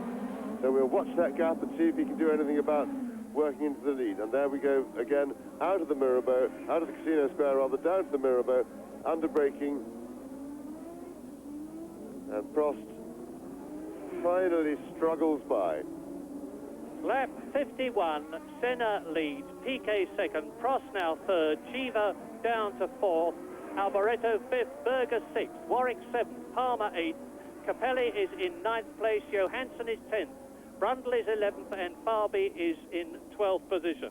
And at the present moment, Alain Prost is increasing his World Championship lead, because Stefan Johansson, who is second in the World Championship, is not in the points in this race. Mansell, who is in third place on the championship when the race began, is out of the race. And Eddie Cheever into the pits for his tyres. Let's see how the Arrows team compare. And that looks a bit like the gamble that hasn't paid off, because I know Cheever was hoping to go the distance, but by changing so late, he certainly hasn't made the best use of the available tyres.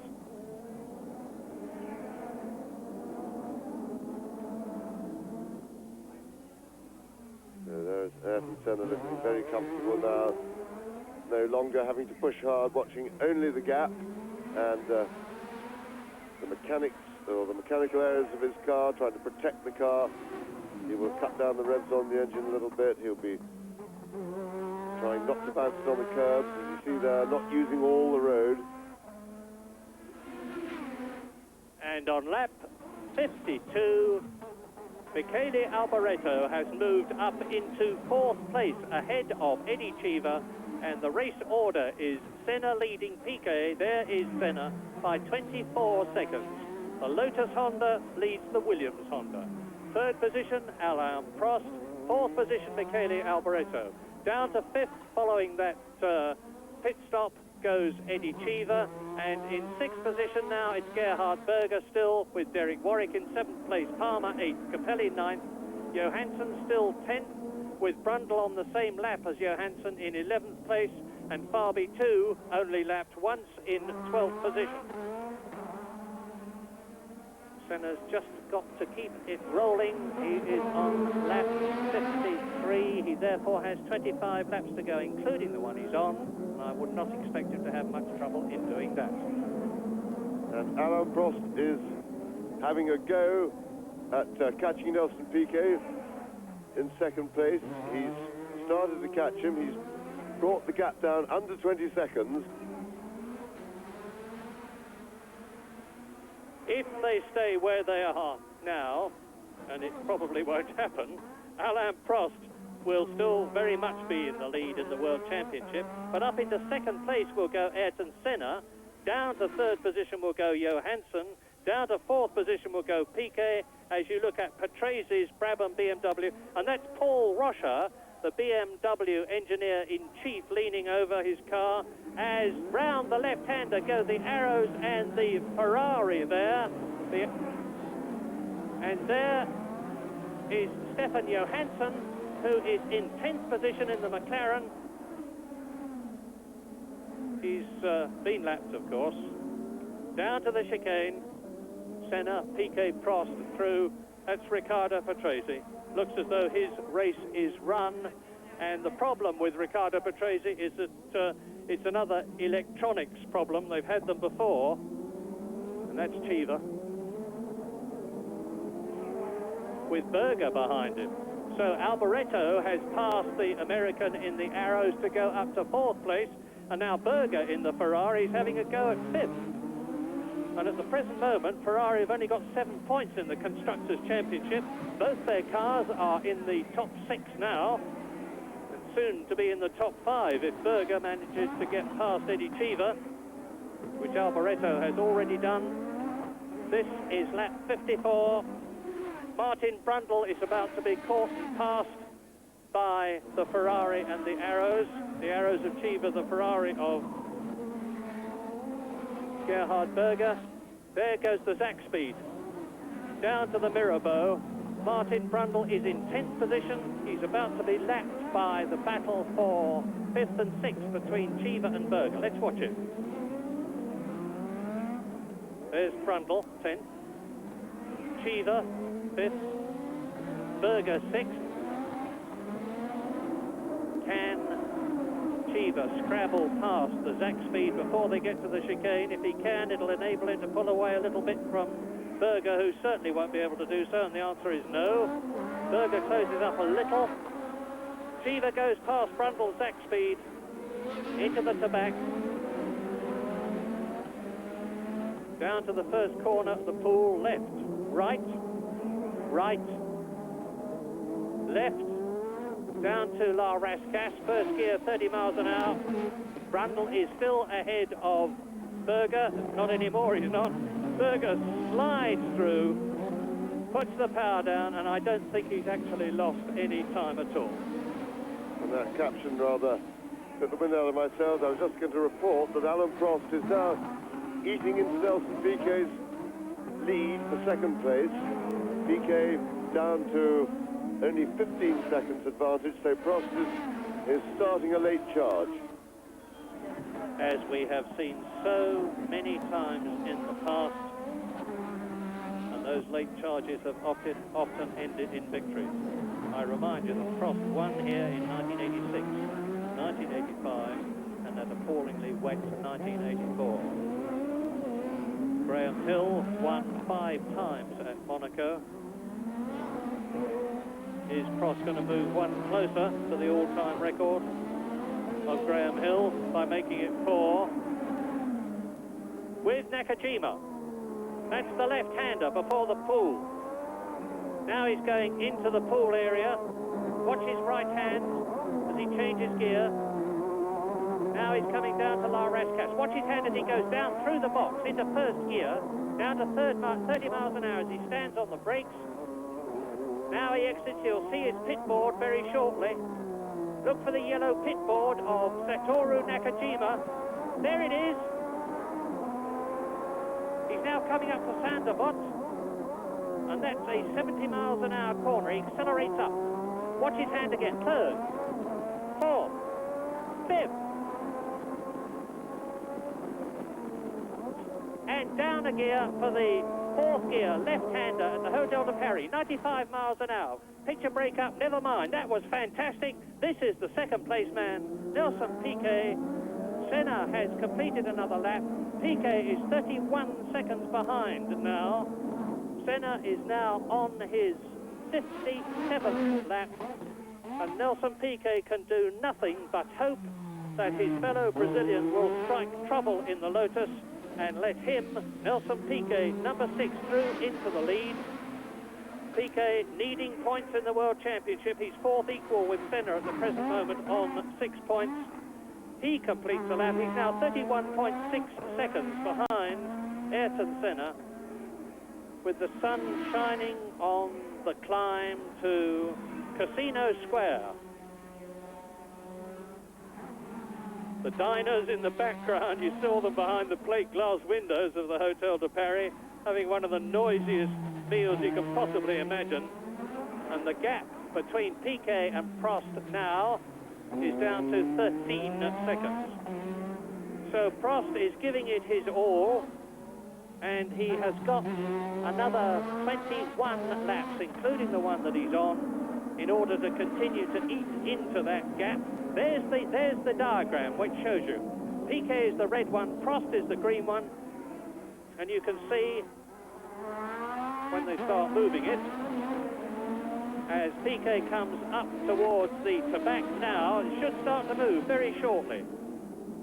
And it doesn't, but we have a broken computer, and we have a broken Riccardo Patrese's Brabham BMW, because the Italian is out of the Monaco Grand Prix.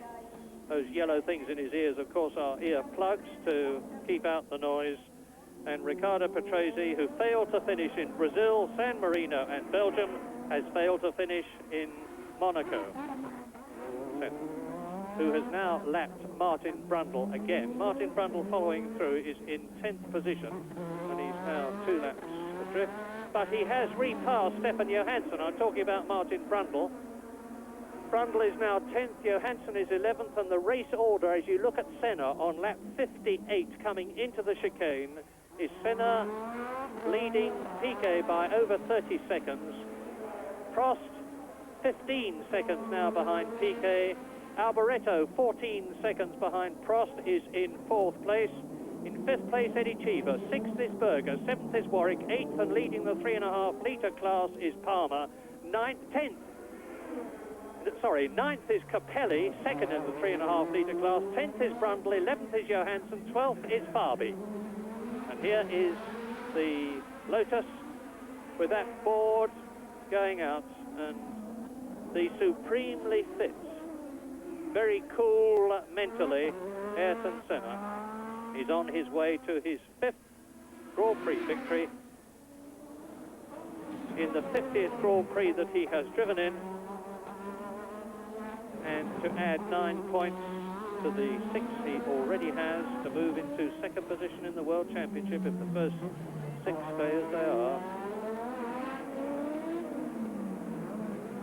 Across the 2 Ferraris of Alboreto and Berger 4th and 5th, and Eddie Cheever's Arrows 5th, ahead of Warwick's Arrows in 7th position. And I'll say it again, that the Arrows team has really got its tail up these days with the new Ross Brawn designed car, which is a very pretty car. That's Fabre being caught, and the Megatron engine, and excellent preparation and a lot of experience. They are going places. And Prost's attack for 2nd place seems to have fizzled out. He's no longer catching Piquet. Piquet stabilised the gap. He's some 17 seconds ahead of Prost now. And the leading 3 drivers, I'm sure, right now are driving mainly for a finish. That's Fabre in the AGS in front. There is Piquet. Fabre in front of Senna, soon to be passed by the Brazilian. As Senna rolls round, if he could see those cool blue waters, I'm sure he'd like to be in them. He must be very, very hot indeed. There's the visual gap, you see. That's Prost in 3rd place. Now, the gap has been between Prost and Piquet some 17 seconds. We'll see what it is as Piquet goes through. He's just passed us, and we're very close to the finish line. And somebody rolling down towards the portiere very slowly indeed, and turning off as Senna goes through. And I'm still waiting for Prost to go through. He does it, and the gap is 17 seconds, as near as makes no difference, 16.84 to be exact. So Prost is not discernibly gaining in 3rd place on Piquet, who is 2nd, and certainly Piquet, who's 2nd, is not making up any time on the leader, Ayrton Senna, that you're looking at now. Stefan Johansson, who is in 11th place, has got a misfire, and the race order shows no change for the first 6. Senna, Piquet, Prost, Alboreto, Cheever and Berger on this, the 60th lap for Ayrton Senna that you look at. And what's happening here? Let's have a look. This is a replay as Johansson in the smoking McLaren is passed by Theo Fabi in the Benetton and retires, does he?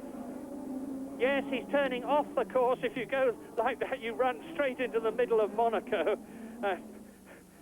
Stefan Johansson is obviously out, hitting the barrier.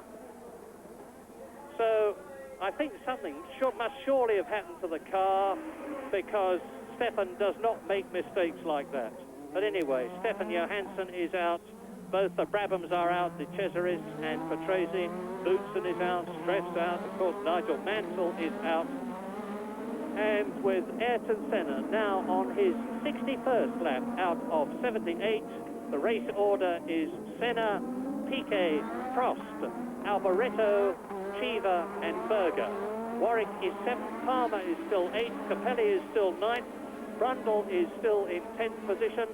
Johansson has lost his 11th place, of course, now to Theo Fabi that you saw going through, and that means to say that Nakajima, still plugging away, has moved up into 12th position, and that's Derek Warwick. Derek Warwick out. I don't know why. Oh, poor Derek Warwick. He really does have the most appalling luck. There is his Arrows. He finished failed to finish in any of the 3 previous races that we've had. Now that's Eddie Cheever's car. Well, this is incredible, because in the twinkling of an eye have they come together. That is the Café de Paris, which, as you can see, is being knocked down. You've seen Warwick walking away. That is Cheever's car. So both the arrows are obviously out. Cheever from his place, 5th position, and Warwick out of 7th place.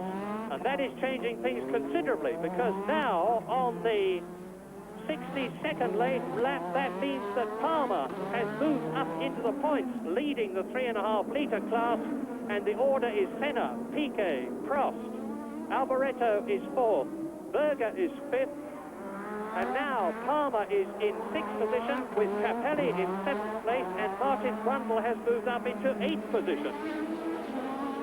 And this is what so very often happens in the Monaco Grand Prix, in the closing stages of a race which is always very grueling indeed, not just for the cars, but for the drivers as well.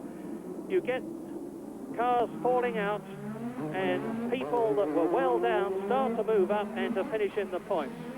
And this is going to be, if Jonathan Palmer finishes where he is now, or higher, which he might well do, the first time that a 3.5 litre car has finished in the points this year in this 2 class, in effect, World Championship Series, and how appropriate that it should be one of Ken Tyrrell's Tyrrell Fords that does so. That's Piquet that you've just seen go round. The producer is looking for and finds Alain Prost in 3rd position. The gap between Piquet and Prost is now some 16 seconds. And Ken Tyrrell, incidentally, forecast just before this race began that one of his cars would finish in the points, as he did for that matter. And at the beginning of the season, he said that Monaco and Detroit, which is the next race in 3 weeks' time, would be the strong ones for his very nimble, very light Tyrrells, which started this race some 200 pounds lighter than the turbo cars.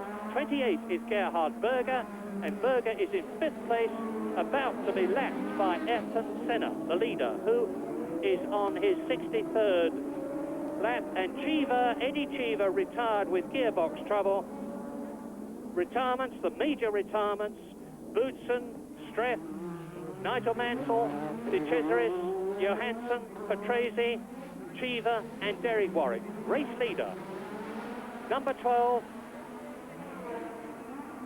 Ayrton Senna, Lotus Honda. There he is.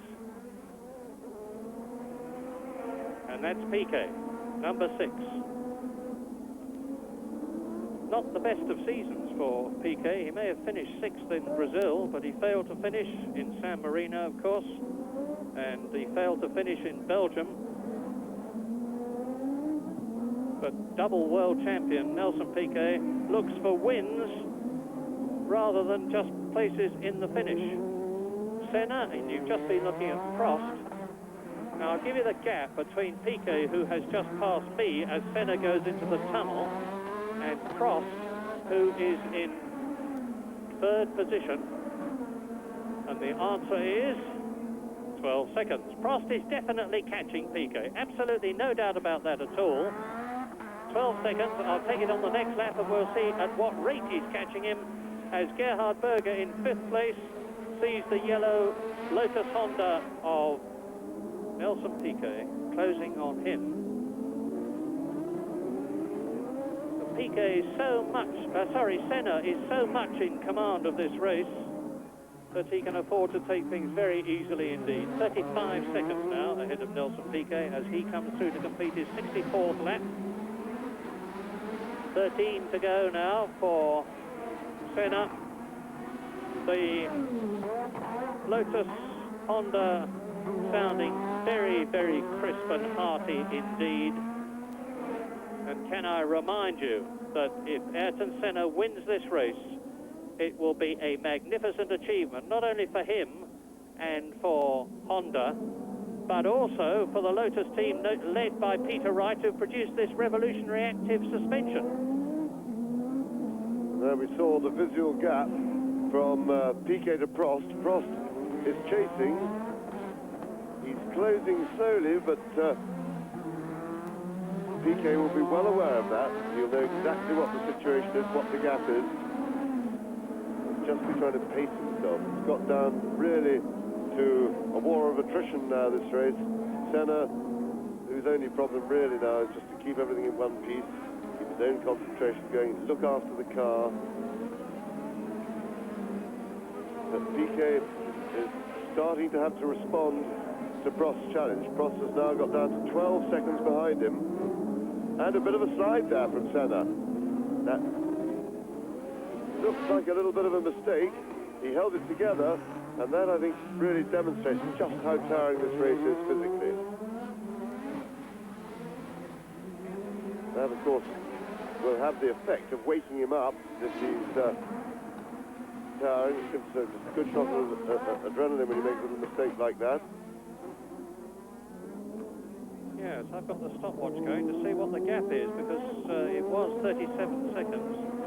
I don't think that slide would have cost him anything more than a fraction of a second, but we'll just check. Meantime, Capelli has suddenly lost some 30 seconds on Palmer. Capelli in 7th place, Palmer in 6th position. And there's Alain Prost rounding the swimming pool and the gap now is exactly 37 seconds to the nearest whole second between Piquet in 2nd place and Prost in 3rd, so there is no loss of time there. Piquet is now, like Senna, the leader, who's going into the hairpin. He's now on his 66th lap. And I find it significant and interesting that Senna, there, 37 seconds, you see the gap between himself and Piquet, is making no real effort, or is it that he's able to make no real effort? Whichever, there is no effort being made for him to catch and pass Gerhard Berger, who is in 5th position. And the race order then on lap 66, as Senna completes it, is Senna leading, Lotus Honda, 38 seconds ahead of Piquet, Williams Honda. In 3rd position, still Alain Prost. 4th position in the Ferrari, still Alboreto. 5th is still Berger in the Ferrari. 6th is Jonathan Palmer in the points overall, and certainly leading the 3.5 litre class. 7th is Capelli. 8th is Brundle. 9th is Fabi. 10th is Nakajima, who's moved up several places. He was 17th not so long ago. 11th is Arnoux in the Ligier. 12th is Ginzani. And effectively, there's 12 people left running in the race now, which isn't at all bad at this stage of the Monaco Grand Prix, because there are only 11 laps to go, including this one. It was not all that long ago when, at circuits like that, some of the drivers got so tired that there's Berger, you see, going through 5th, there's Senna, so they actually had to have a strap from the helmet to the car to keep their heads up right on corners. Yes, that's right. These cars pulling anything up to 3 Gs. And cornering, accelerating and braking. The strain on the neck muscles with the added weight of the helmet, of course, nothing to support it, is really horrendous. Senna is lapping surprisingly quickly at this late stage in the race. He doesn't seem to be feeling his way back towards the opposition.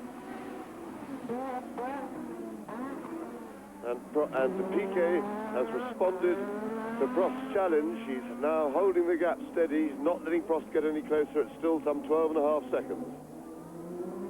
There he is, double world champion, 1981, 1983. There's Prost.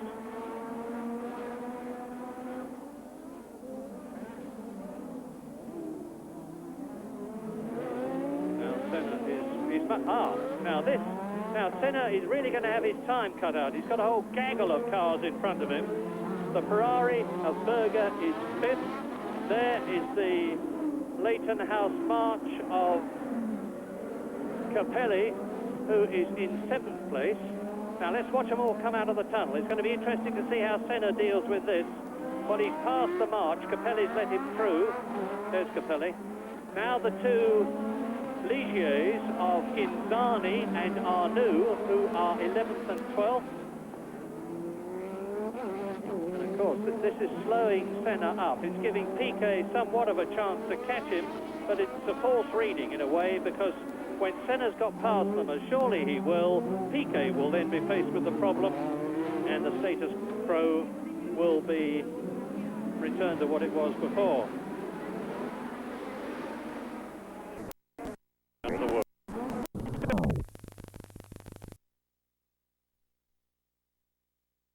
Cars pulling anything up to 3 Gs. With cornering, accelerating and braking. The strain on the neck muscles, with the added weight of the helmet, of course, nothing to support it, is really horrendous. Senna is lapping surprisingly quickly at this late stage in the race. He doesn't seem to be feeling his way back towards the opposition. And Piquet has responded to Prost's challenge. He's now holding the gap steady. He's not letting Prost get any closer. It's still some 12.5 seconds. There he is, double world champion, 1981, 1983. There's Prost.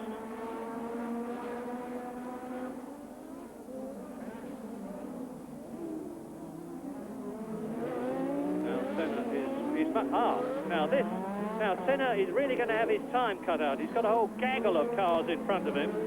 The Ferrari of Berger is 5th. There is the Leighton House March of Capelli, who is in 7th place.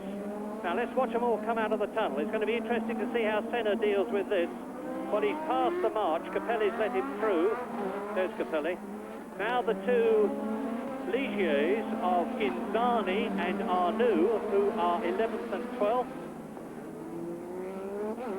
And of course, this is slowing Senna up. It's giving Piquet somewhat of a chance to catch him, but it's a false reading in a way, because when Senna's got past them, as surely he will, Piquet will then be faced with the problem, and the status quo will be returned to what it was before.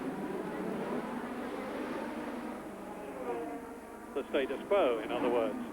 So there is Senna. He still hasn't caught Berger. He's up with Inzani now in the distinctive Ligier. Then he's got to get Arnoux. There's Senna. Berger, of course, threading his way through. There's the Ferrari 5th. Senna 1st. Senna is on his 69th lap now. Round the Mirabeau. Down to one of the slowest corners on the circuit.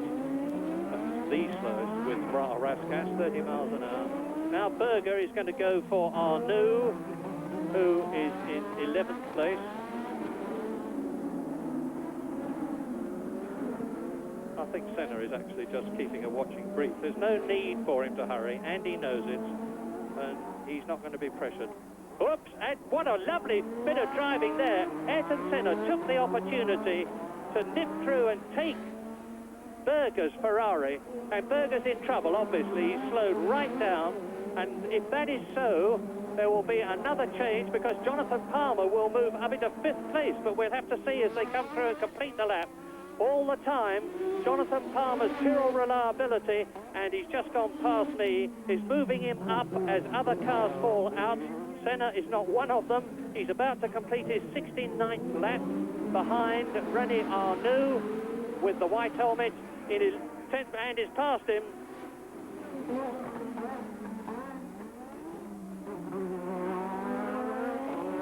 So the progression of Ayrton Senna continues. There's Piquet 2nd, and it's very helpful that we're getting this shot all the time. That's Martin Brundle, actually, who is now up into 7th position with the disappearance of Berger. That is Alain Prost in 3rd place, coming up to complete his 69th lap shortly. And Senna's got a clear circuit in front of him. Now, Piquet, 32 seconds behind the yellow Lotus Honda. Into the tunnel again.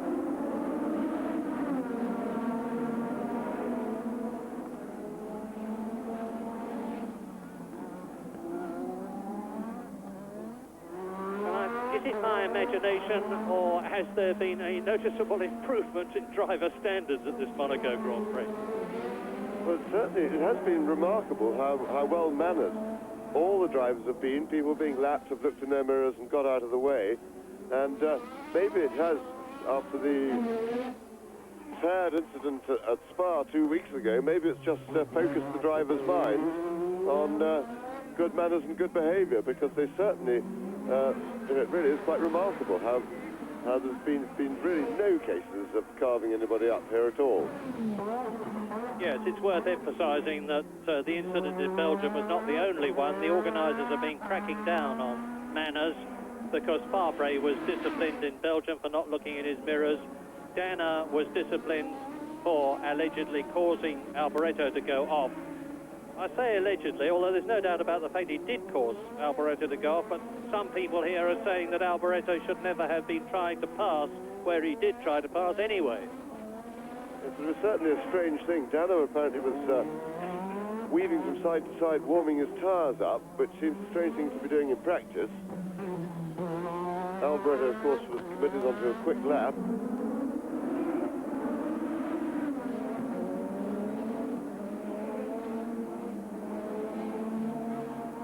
And Senna really seems to be enjoying himself.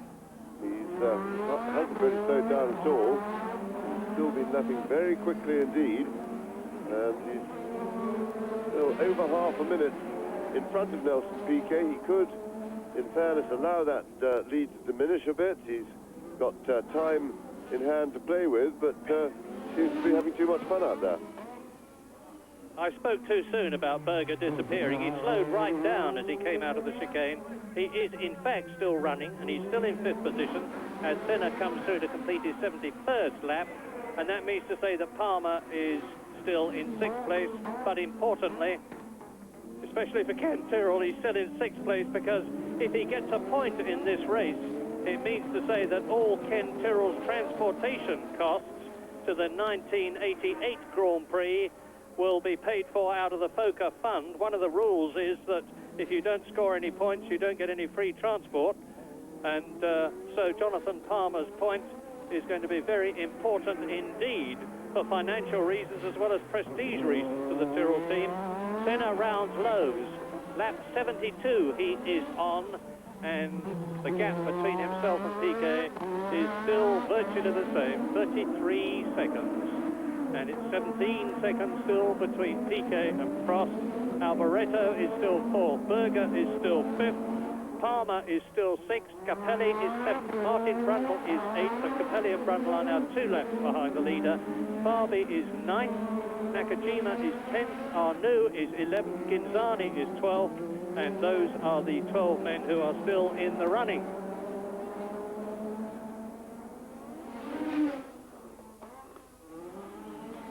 And Palmer has just been given a pit signal. I can see the reverse of it. Well, it's got cool on it. And I guess that simply means stay where you are, sunshine, because you are doing extremely well. Jonathan Palmer has been absolutely reveling in the responsive power of the non-turbo Ford V8 engine that he's got behind him, having been used to the Zack-Speed Turbo for the last couple of years, and he was throwing the car around Monaco in practice and visibly enjoying it and getting out of the cockpit positively bubbling with enthusiasm. If he finishes in 6th place and gets a World Championship point, he will be even more enthusiastic. And now Senna has gone quickly there, but still the fastest lap was Nigel Mansell, but now Senna is quickest, so he is celebrating his position by going even faster. Yes, he can only be doing this for fun, because there's no reason to be going faster and faster, but certainly if he's enjoying himself, then but tactically it seems unnecessary and possibly a mistake. He really should be cutting back on the wear and tear on the car, and to do that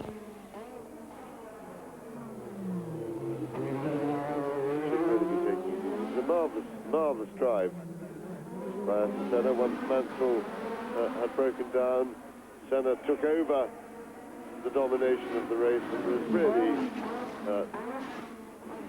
never really been matched at all. Nelson Piquet held second place for most of the race, but really couldn't do anything to catch Senna. And there is Piquet exiting the pool. Where is Prost? There he is, about the same distance visually.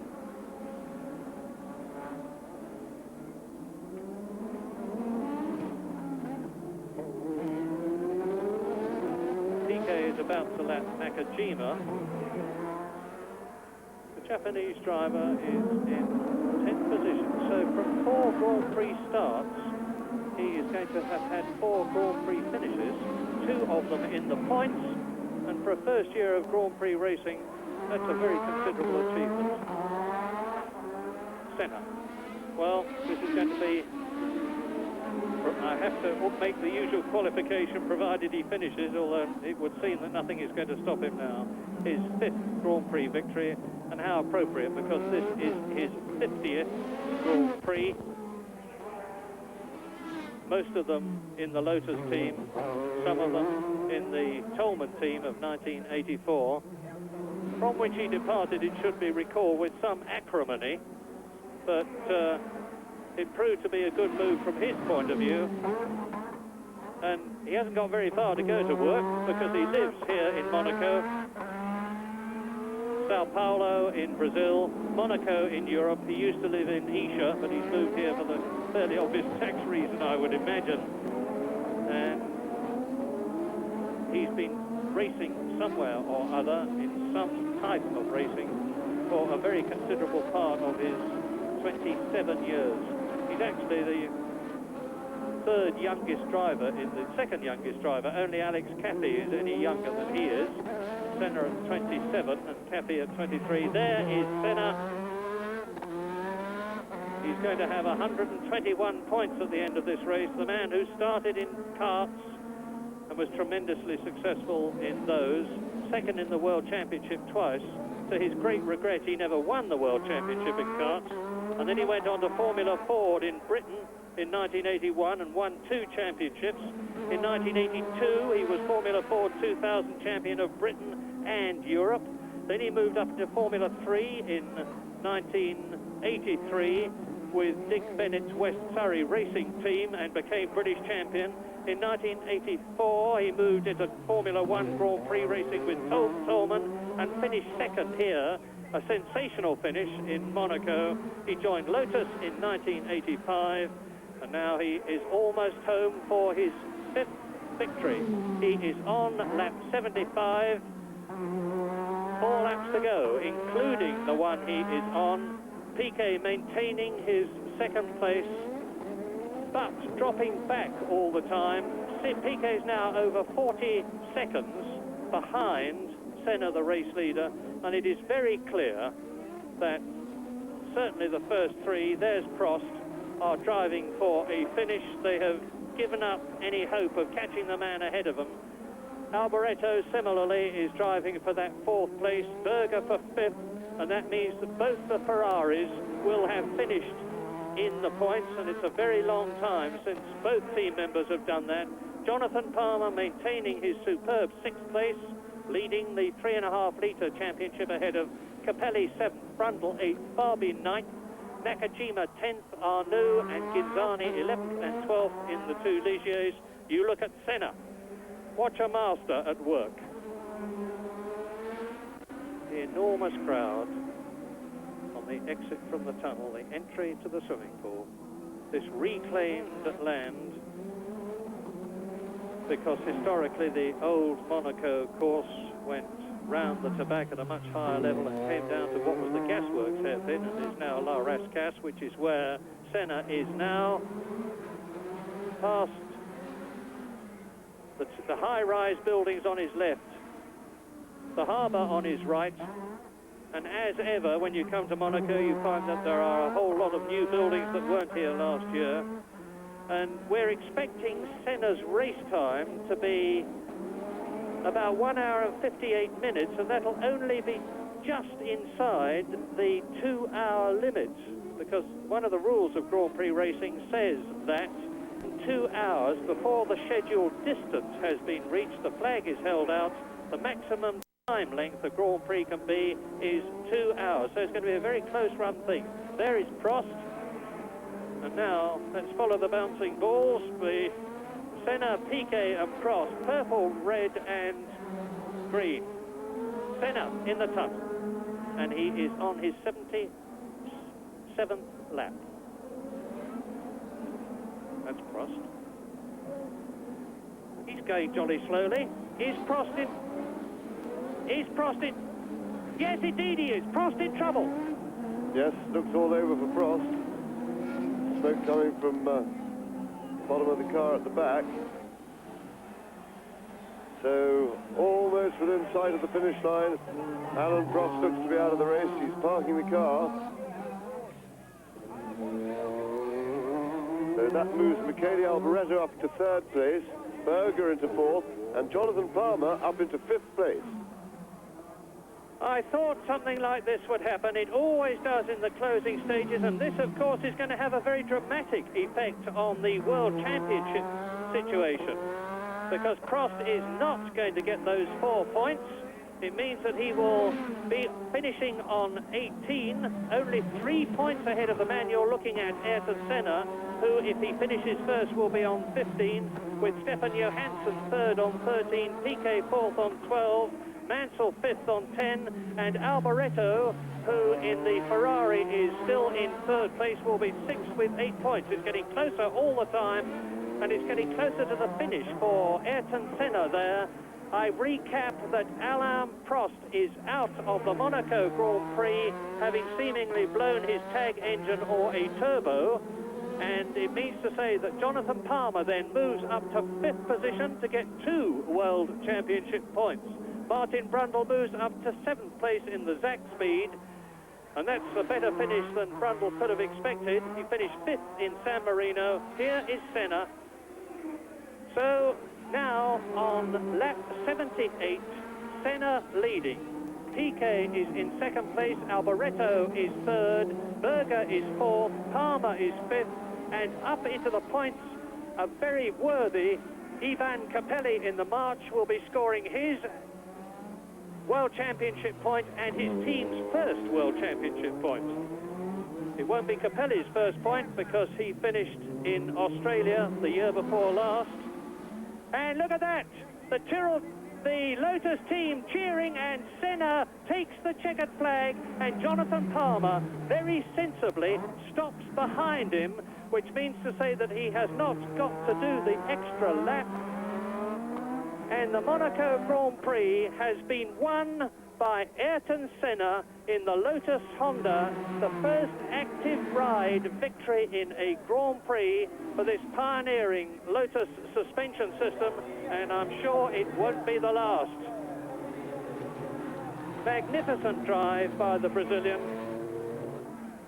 He took the lead, Ayrton Senna, on the 30th lap when Nigel Mansell retired.